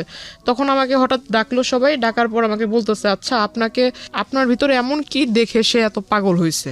আসলে কি আপনাদের জমি জমার জন্য কি আপনাকে বিয়ে করা, নাকি আপনাদের সাথে আসলে ভালোবাসার কোনো সম্পর্ক আছে? তখন আমি তাদেরকে ফুল ডিটেলস বলি। তো আমি বললাম যে দেখেন, পারলে আমাকে একটু মানে একটু উপকার করেন, হয় আমার বাড়ির লোকের সাথে কথা বলায় দেন, আর না হয় আমাকে আপনারা একটু নিজ দায়িত্বে বাড়িতে পৌঁছায় দেন। এর বিনিময়ে যদি টাকা পয়সা চান, আমি চেষ্টা করবো আমার বাড়ি থেকে নিয়ে দেওয়ার জন্য। তখন আমাকে ওই যে একটা লোক আর কি বলে, একটা ব্যাড প্রপোজাল দেয় যে এইটা যেহেতু সে তার মতো একটা বুড়া লোক যদি মানে আপনার সাথে এরকম করার চিন্তা ভাবনা করতে পারে, তাহলে আমরা করলে সমস্যা কোথায়? আমরা তো এরকম চাইলেও পাই না। তারা আমাকে বলতেছে যে আমাদের লিডারের মতো লোক যদি এইটা করার সিদ্ধান্ত নিতে পারে, তাহলে আমাদের কাছে তো মেয়েরা আসতেই চায় না। আমরা কি ভুল করছি? আমরা কেন এরকম পাই না? তো আমাকে সে ব্যাড প্রপোজাল দেয়। তখন আমি আসলে বুঝতে পারি যে আসলে এও হলো ওই কোয়ালিটিরই মানুষ, মানে স্কিপ করার কোনো রাস্তা নাই না। এদেরকে আমি বললে তো আর উল্টা তাদের আবার এই সমস্ত ওদের সাথে যা যা কথা হয়েছে আমার কাছ থেকে তো সমস্ত কিছু শুনছে। শোনার পর আমি যে ওই লোকের কথা বললাম, ওই লোক খারাপ, এটা সেটা যে বললাম, এগুলো আবার যা ওই লোকের কাছে বলে দিছে। প্রিয় শ্রোতা, এখানে একটা বিষয় আপনাদেরকে পরিষ্কার করতে চাই। জান্নাতকে বা জান্নাতের আজকের এই জীবনের জন্য জান্নাতের ভাষ্য অনুযায়ী যে ব্যক্তিটি দায়ী, আমরা তার নাম পরিচয় এখানে উপস্থাপন করছি না, যেহেতু এটা ইনভেস্টিগেটেড শো না। কিন্তু আমরা অনুষ্ঠানের শেষে গিয়ে তাকে ফোনে কানেক্ট করব, তার নাম পরিচয় গোপন রেখেই আমরা তাকে ফোনে কানেক্ট করব এবং তার বক্তব্য আমরা আজকে আপনাদেরকে শোনাবো। আমরা প্রথমে জান্নাতকে বা জান্নাতের যে পরিবার এখানে এসেছে তাদের সবাইকে ফ্লোর দিতে চাই, তাদের কথা শুনতে চাই, এবং সেখান থেকে যে প্রশ্নগুলো উদ্ভাবন হবে সেগুলো নিয়ে আমরা যে ব্যক্তিটি আজকে জান্নাতের জীবনের জন্য এই জায়গাটায় দায়ী, তার সঙ্গে আমরা কথা বলবো একেবারে অনুষ্ঠানের শেষে। সুতরাং সঙ্গে থাকবেন আশা করছি। এখানে একটা বিষয় আপনাদেরকে পরিষ্কার করতে চাই। জান্নাতকে বা জান্নাতের আজকের এই জীবনের জন্য জান্নাতের ভাষ্য অনুযায়ী যে ব্যক্তিটি দায়ী, আমরা তার নাম পরিচয় এখানে উপস্থাপন করছি না, যেহেতু এটা ইনভেস্টিগেটেড শো না। কিন্তু আমরা অনুষ্ঠানের শেষে গিয়ে তাকে ফোনে কানেক্ট করব, তার নাম পরিচয় গোপন রেখেই আমরা তাকে ফোনে কানেক্ট করব এবং তার বক্তব্য আমরা আজকে আপনাদেরকে শোনাবো। আমরা প্রথমে জান্নাতকে বা জান্নাতের যে পরিবার এখানে এসেছে তাদের সবাইকে ফ্লোর দিতে চাই, তাদের কথা শুনতে চাই, এবং সেখান থেকে যে প্রশ্নগুলো উদ্ভাবন হবে সেগুলো নিয়ে আমরা যে ব্যক্তিটি আজকে জান্নাতের জীবনের জন্য এই জায়গাটায় দায়ী, তার সঙ্গে আমরা কথা বলবো একেবারে অনুষ্ঠানের শেষে। সুতরাং সঙ্গেই থাকবেন আশা করছি। আমি কথা না বাড়িয়ে গেস্টের কাছে আবারও ফিরতে চাই আমরা যেখানটায় ছিলাম। তারপর ওই লোক 5 দিনের যেদিন ধরা খায় ওই দিন দিনের বেলা সে আসে, আইসা মানে আমাকে জিজ্ঞাসা করে যে তুই এগুলো বলছিস আমার নেতাকর্মীর কাছে। আমি বললাম না তো, আমি এত কিছু তো বলিনি। তো বলতেছে না, যে এগুলো বলছিস তারা আমাকে মিথ্যা বলে। আপনি স্কিপ করেন কিভাবে ওখান থেকে? স্কিপ করার কোনো সুযোগ ছিল না। কি হলো, মানে বেরোলেন কিভাবে? তাকে অ্যারেস্ট করে সে আমাকে আপনি জানলেন? আপনি কিভাবে বেরোলেন? আপনি তো আগে জানেননি অ্যারেস্ট হয়েছে। হ্যাঁ, ওইখানে হয়েছিল কি, আমি ওই তাদের মধ্যে একজনকে রিকোয়েস্ট করেছিলাম যে আপনারা কি মানে তার ওয়াইফ বাচ্চা কারো ডিটেলস জানেন কি, বা তার ওয়াইফের নাম্বার আছে কিনা। তো একজন বলতেছে যে হ্যাঁ তার ওয়াইফের সাথে তো আমাদের খুব ভালো রিলেশন। তাই আমি বললাম আপনি একটু পারলে ওনার ওয়াইফের সাথে আমার কথা বলায় দেন, আর না হলে ওনার ওয়াইফকে এখানে আসতে বলেন। ওনাকে বলি। তো ওই লোকটা করছে কি যে ওই লোকটা আবার আমাকে ওই দিনই বললো যে তুমি আমার বোনের মতো, এরকম করে বললো। তো আমি আবার একটু বিলিভ করে ফেললাম, যেহেতু বোন বলছে হয়তো ভালোই হবে। তো উনি করছে কি ওনার ওয়াইফকে আনার পর ওনার ওয়াইফ আমাকে বলতেছে যে চল তুই আমার সাথে চল, মানে খুব রাগান্বিত হয়ে বলতেছে। তার ওয়াইফ ওইখানে আসার পর তার ওয়াইফ আমাকে এই কথা বলে যে আমার সাথে চল, তুই আমার সাথে গেলে আমার বাসায় যাবি, যাই ওইখানে থাকবি, তারপর আমি সবকিছু শুনে টুনে তোদের বাসায় দিয়ে আসবো। তো যার বাসায় ছিলাম সে মহিলা আমাকে বলতেছে যে না তুমি ওনার সাথে যেও না, ওনার সাথে গেলে উল্টা আরো তোমাকে মারবে ধরবে। তো আমি বললাম তাহলে আমি কি করব? তো বলতেছে যে এখান থেকে তুমি বরঞ্চ যে আমাদের আরেক ভাই আছে ওনার সাথে তুমি কোনো মতো রোডটা পার হোক। ওই লোকটা আমাকে নিয়ে সিএনজি করে আমাকে নিয়ে চলে গেল আপনার ওইখানে আমাকে নিয়ে যাওয়ার পর আমাকে বলতেছে যে এখান থেকে বাসে করে আমাকে আমার বাড়িতে পাঠায় দিবে। এখন বাসে করে যে আসবো, আমার কাছে তো টাকা নেই, বাসে করে না হয় সে পাঠায় দিল, আর সে আমাকে বাসের ভাড়াও দিবে না, বাসে করে পাঠাবে বাসের ভাড়া দিবে না। তখন ওই লোক ফোন দিয়ে তাকে জিজ্ঞাসা করে যে আমাকে নিয়ে কোথায়, মানে তার সাথে আবার তার ওয়াইফের অন দ্য স্পটেই তার ওয়াইফ আমাকে আবার ঢোকার সাথে সাথেই 2-3টা চর দিছে। এইটা আবার ওই লোক জানতে পারছে, যার বাড়িতে রাখছিল তার কাছ থেকে জানতে পারছে। তো সে করছে কি এইটা শোনার সাথে সাথে ওই বাসায় গেছে, তার ওয়াইফকে আবার সে মারছে সবার সামনে। তো ওইটা তো আসলে আমার তো কোনো দোষ না, তার ওয়াইফকে সে মারছে, এটা সে জানতে পারছে এই জন্য। তো সে ফোন দিয়ে জিজ্ঞাসা করে যে লোকের সাথে আমাকে পাঠায় দিল, তার সাথে আমাকে পাঠায় দিল, তার কাছ থেকে তাকে ফোন দিছে। ফোন দেওয়ার পর সে জানতে পারলো যে আমাকে নিয়ে অমুক জায়গাতে আছে। তো উনি বলতেছে যে তুমি ওইখানে থাকো, আমি আসতেছি। উনি আসার পর আমাকে ওনার সাথে করে বললো যে তোমার বাড়িতে নিয়ে যাও, তোমার বাড়িতে নিয়ে যাও, আমি আইসা তোমার যা যা ওর থাকার খরচ যা যা লাগে আমি এগুলো দিব। কে বলেছে এটা? মানে ওই লোক। উনি ওনার সাথে ওনার বাড়িতে পাঠালো। তো ওনার বাড়িতে পাঠালো। হ্যাঁ, ওনার ওয়াইফের বাসায় ছোট্ট একটা ঘরের ভিতরে মানে তারা থাকে। এখন তাদের হাজবেন্ড ওয়াইফের মাঝখানে আমি কিভাবে থাকবো? ছোট্ট একটা ঘর, এই ঘরের ভিতরে তাকে আমি বলতেছি ভাই দেখেন আপনি আমাকে দয়া করে আমার বাসায় পৌঁছা দেওয়ার ব্যবস্থা করেন, আমাকে বাসায় পৌঁছায় দেন। আর আপনি তো এই সমস্ত ঘটনা নিজেও দেখতেছেন, আপনি যেহেতু বোন বলে ডাকছেন আমাকে বাড়িতে দেন, আমি খুব উপকৃত হব। মানে যে লোকটার মাধ্যমে পাঠাচ্ছে ওই লোকটার সাথে আপনার কথোপকথন? হ্যাঁ, এই কথা বলার পর সে আমাকে বলতেছে যে না এখন আমি যদি আপনারে দেই তাহলে তো আমার নামে আবার কেস করে দিবে, উনি লিডার যে মানে রাগী লোক, আমি আপনাকে দিব এই কথা জানতে পারলে আমার নামে কেস করে দিবে। তারপর ওইখান থেকে আমাকে তার সাথে তাদের বগুড়াতে নিয়ে যায়, তার ওয়াইফের মানে তার শ্বশুর বাড়িতে। মানে উনি আমাকে বলতেছে যে বোন দেখো তোমাকে যদি এখন আমি তোমার বাড়িতে দিয়ে আসতে যাই তাহলে আমার নামে তো সে কেস করে দিবে, তো আমি আসলে কোনো যাও খেটে খাচ্ছি তাও খেটে খেতে পারবো না। মানে আপনাকে সেভ করতে সে তার বাড়িতে নিয়ে যায়? হ্যাঁ, তার শ্বশুর বাড়িতে নিয়ে যায়, তার ওয়াইফের সাথে, মানে সে সহ তার ওয়াইফ, তাদের দুজনের সাথে আমাকে তাদের শ্বশুর বাড়িতে নিয়ে যায় বগুড়া। আপনি কি ইন দ্য মিন টাইম আপনার ফ্যামিলির সঙ্গে যোগাযোগ করতে পেরেছিলেন? কল করেছিলাম কিন্তু সেটা বলে দিছে ওনার ওয়াইফ বলে দিছে। আপনার ফ্যামিলির সঙ্গে কথা হয়েছে? আপনার মার সঙ্গে কথা হয়নি, কল করেছিলাম, কল রিসিভ করেনি।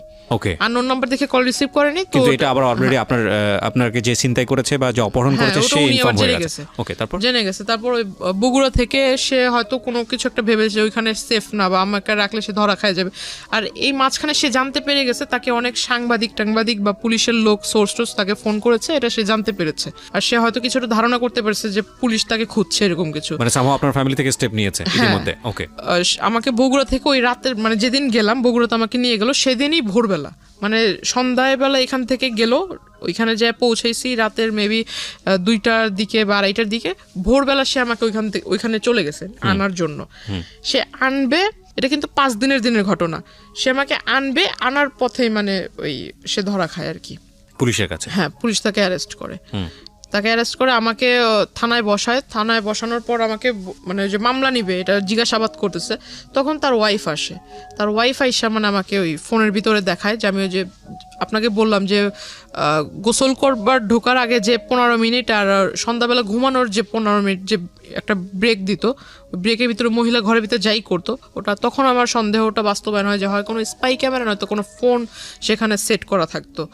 আর সেই গোসল করার ভিডিও প্লাস আমি যে ঘুমাতাম, তো ঘুমের সময় মানুষ কোন টাইপের হয়ে যায় এটা তো কোনভাবে ঘুমায় এটা তো বলা মুশকিল।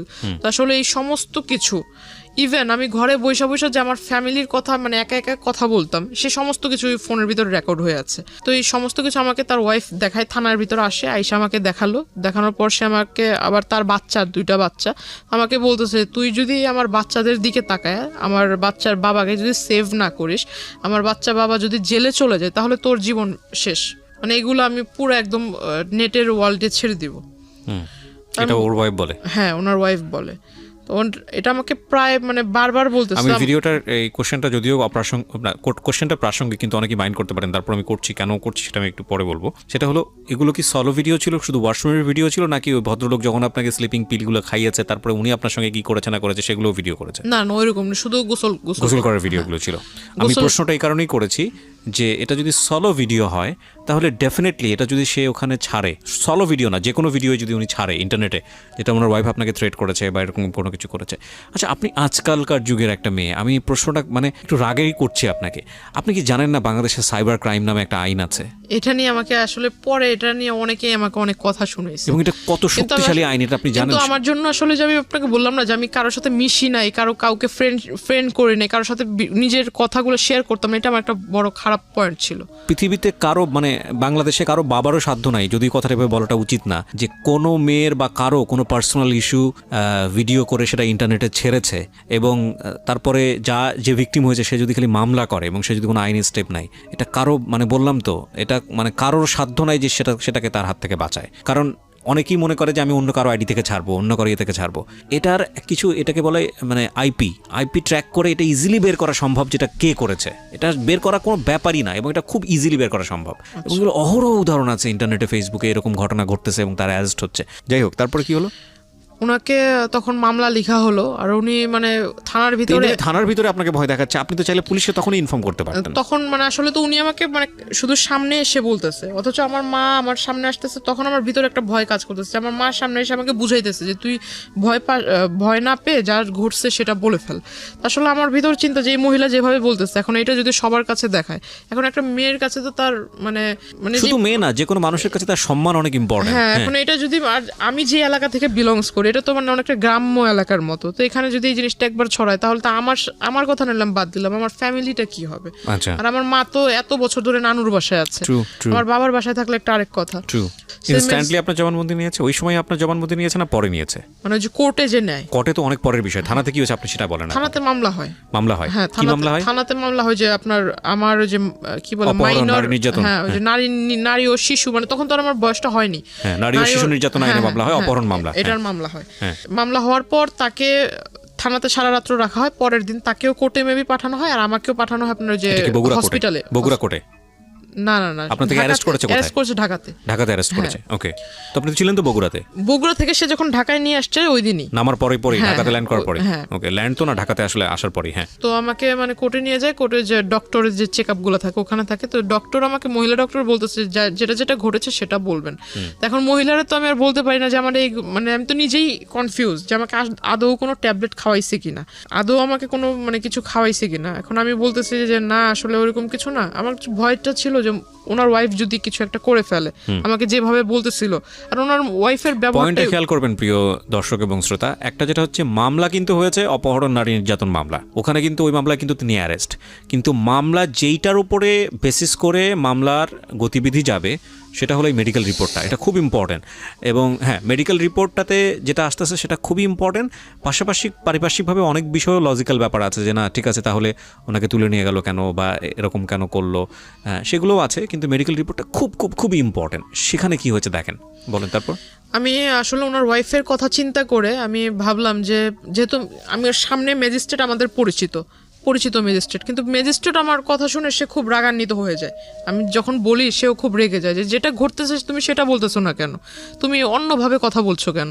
তো আমি এটা করলাম, করার পর মানে এখান থেকে তাহলে আমাকে তখন ওই একটা পুলিশ মানে যে মহিলাটা আমাকে মহিলা কনস্টেবল যে নিয়ে গেছিল সে আমাকে বলতেছে তুমি যে এই কাজটা করলে এখন এই লোকটা তো বেঁচে গেল, তোমার এই জবানবন্দির উপরে বেঁচে গেল।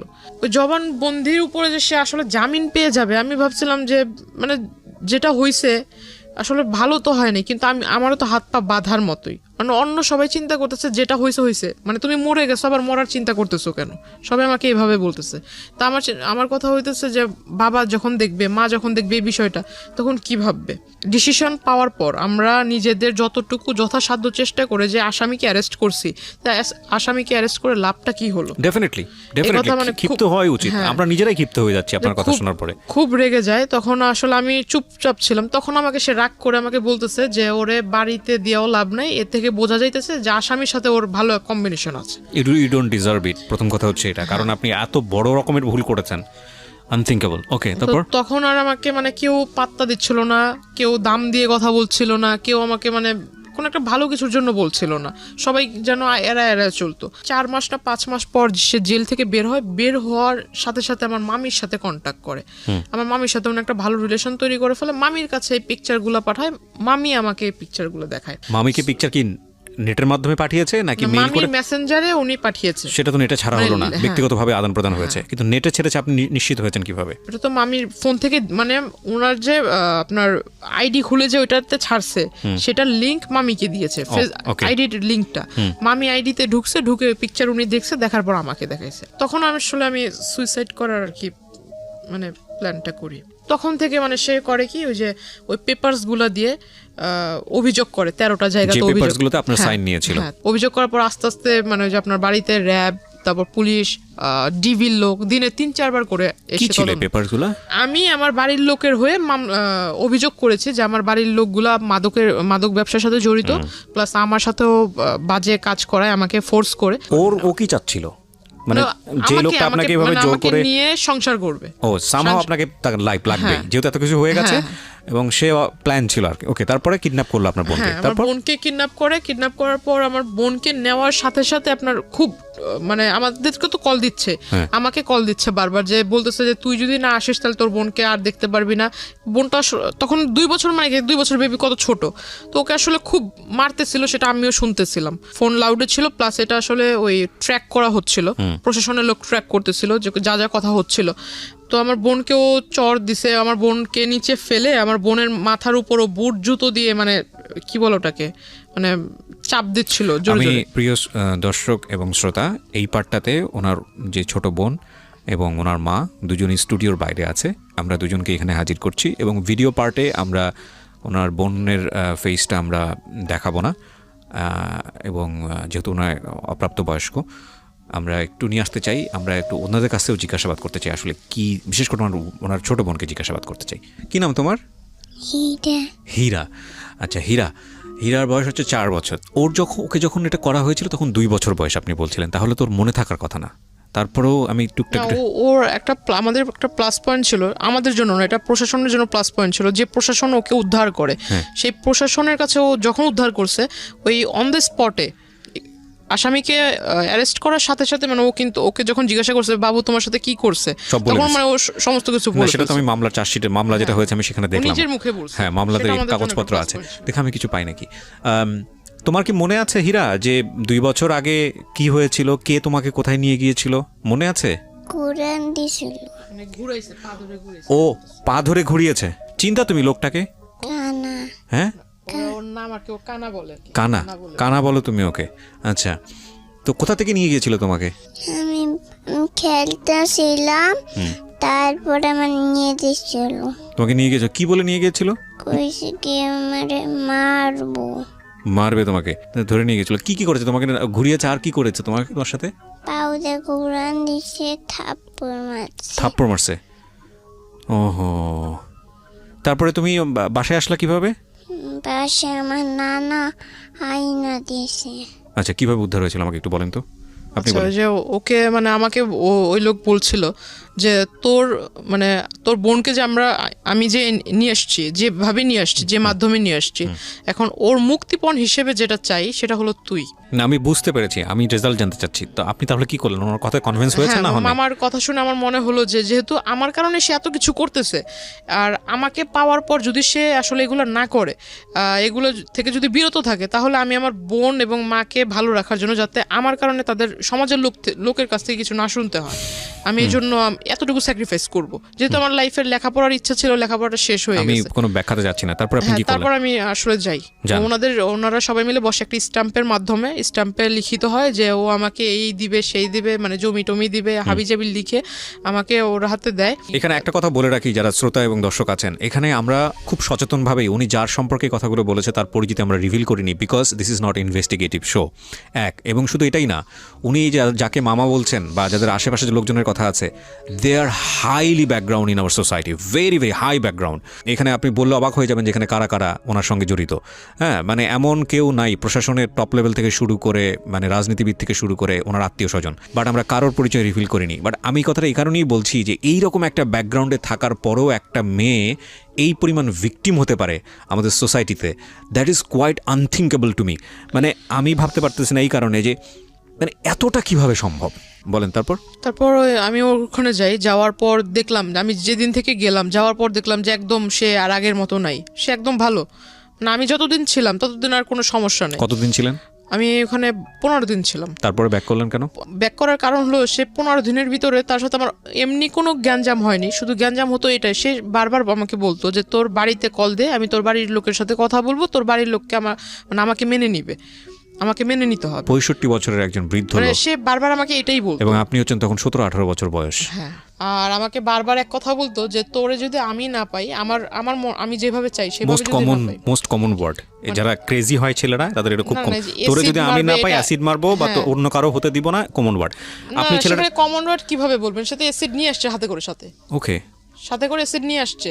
আচ্ছা, মামা আমাকে বাসায় যেতে বললো, বাসায় চলে যাই। বাসায় যাওয়ার পর আমি আসলে গেছি, তার পরের দিনই আমার নামে মামলা করে যে আমি তার বাসা থেকে আসার সময় জিনিসপত্র চুরি করে নিয়ে আসছেন। হ্যাঁ, তার জমি জমার টাকা পয়সা, তার পাসপোর্ট, তার নাকি ট্রান্সপোর্টের লাইসেন্স। বাংলাদেশে এই মামলা অসংখ্য মেয়ের নামে করে যখন এই যে বাসা থেকে চলে আসে।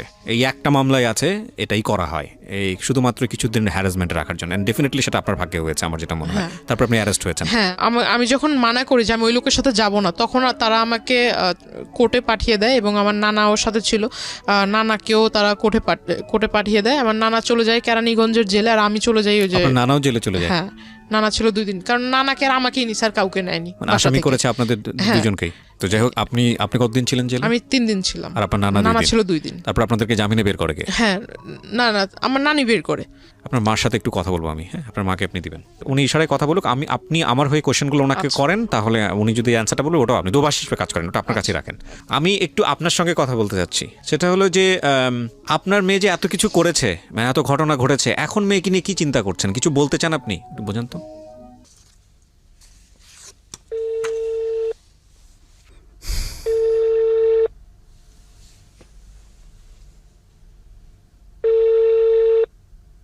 জি, আসসালামু আলাইকুম ভাইজান, কেমন আছেন? ভালো আছেন আপনি? আলহামদুলিল্লাহ। আচ্ছা, আপনার কাছে ফোন দিয়েছি জানার জন্য, সেটা হচ্ছে জান্নাত নামে কোনো মেয়ে কি আপনি চেনেন? হ্যাঁ, চিনি। আচ্ছা, উনি এসেছিলেন আমাদের এখানে, জীবন গল্পটা এখানে বলেছে, তো পুরো জীবন গল্পেই যেটা হয়েছে যে আপনার নামটা জড়িত। হ্যাঁ, তো আমরা যে গল্পটা নিলাম সেখানে আমরা দেখেছি যে মূল বিষয়টা যেটা এসছে, বেশ কয়েকটা বিষয় আপনার বক্তব্য জানার জন্য আপনাকে ফোন দেয়া। এবং এই 1 নম্বর সেটা হলো যে উনি যেটা দাবি করেছেন যে এক পর্যায়ে ওনাকে আপনি প্রেমে পড়তে বাধ্য করেন বা এরকম একটা কিছু, এবং তারপরে যেটা হয় যে ওনাকে আপনি কিডন্যাপ করে বিয়ে করেন, জোর করে বিয়ে করেন, এবং কিছু কাগজে সাইন নেন। এটা কতটুকু সত্য? 100% মিথ্যা। ইনশাআল্লাহ আমি কোরআন শরীফ হাতে নিয়ে আপনাদের সামনে বসবো, আমি সব এভিডেন্স দিয়ে আপনার সাথে বসবো। কিন্তু আমার এখানে যে এভিডেন্সটা আমি পেয়েছি, এই ঘটনার প্রেক্ষাপটে আপনার বিরুদ্ধে একটা মামলা হয়। হ্যাঁ, ওই মামলাটাতে সে 22 ধারা কি জবানবন্দি দিয়েছে, ওইটা কি দেখছেন? না, জবানবন্দির আমার হাতে যে চার্জশিটটা আছে, সেই চার্জশিটে আমি যেটা দেখতে পাচ্ছি, এখানে চার্জশিটে আপনাকে দোষী প্রমাণ করা হয়েছে। না, আমি এখনো দোষী প্রমাণনে মামলা প্রায় খালাসের পথে।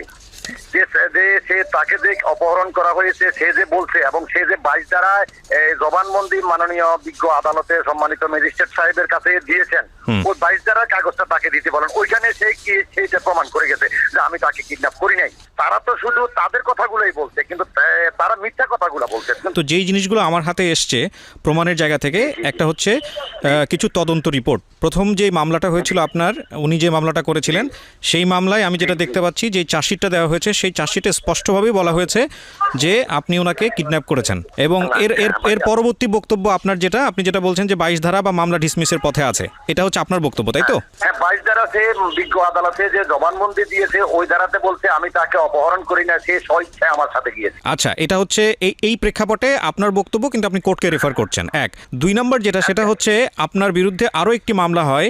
সেই মামলাটা হচ্ছে তার যে ছোট বোন, তার বয়স এখন বোধ, তার ছোট বোনকে অপহরণ করেন আপনি, এবং তাকে পাওয়ার জন্যে, তাকে করার জন্যে, মানে জোর করে পাওয়ার জন্যে। সেই সময় আপনার তার সাথে যে ফোনের কথোপকথন, সেই কথোপকথন লিখিত আকারে এখানে আছে। এবং আমি যেটা দেখতে পাচ্ছি, সেই মামলারও একটা চার্জশিট হয়েছে। সেই চার্জশিটে স্পষ্ট করে বলা হয়েছে যে আপনি অপহরণ করেছেন, আপনাকে অন স্পট ধরা হয়েছে এবং আপনি এটার অপরাধী। কি বলার আছে এটার প্রেক্ষাপটে?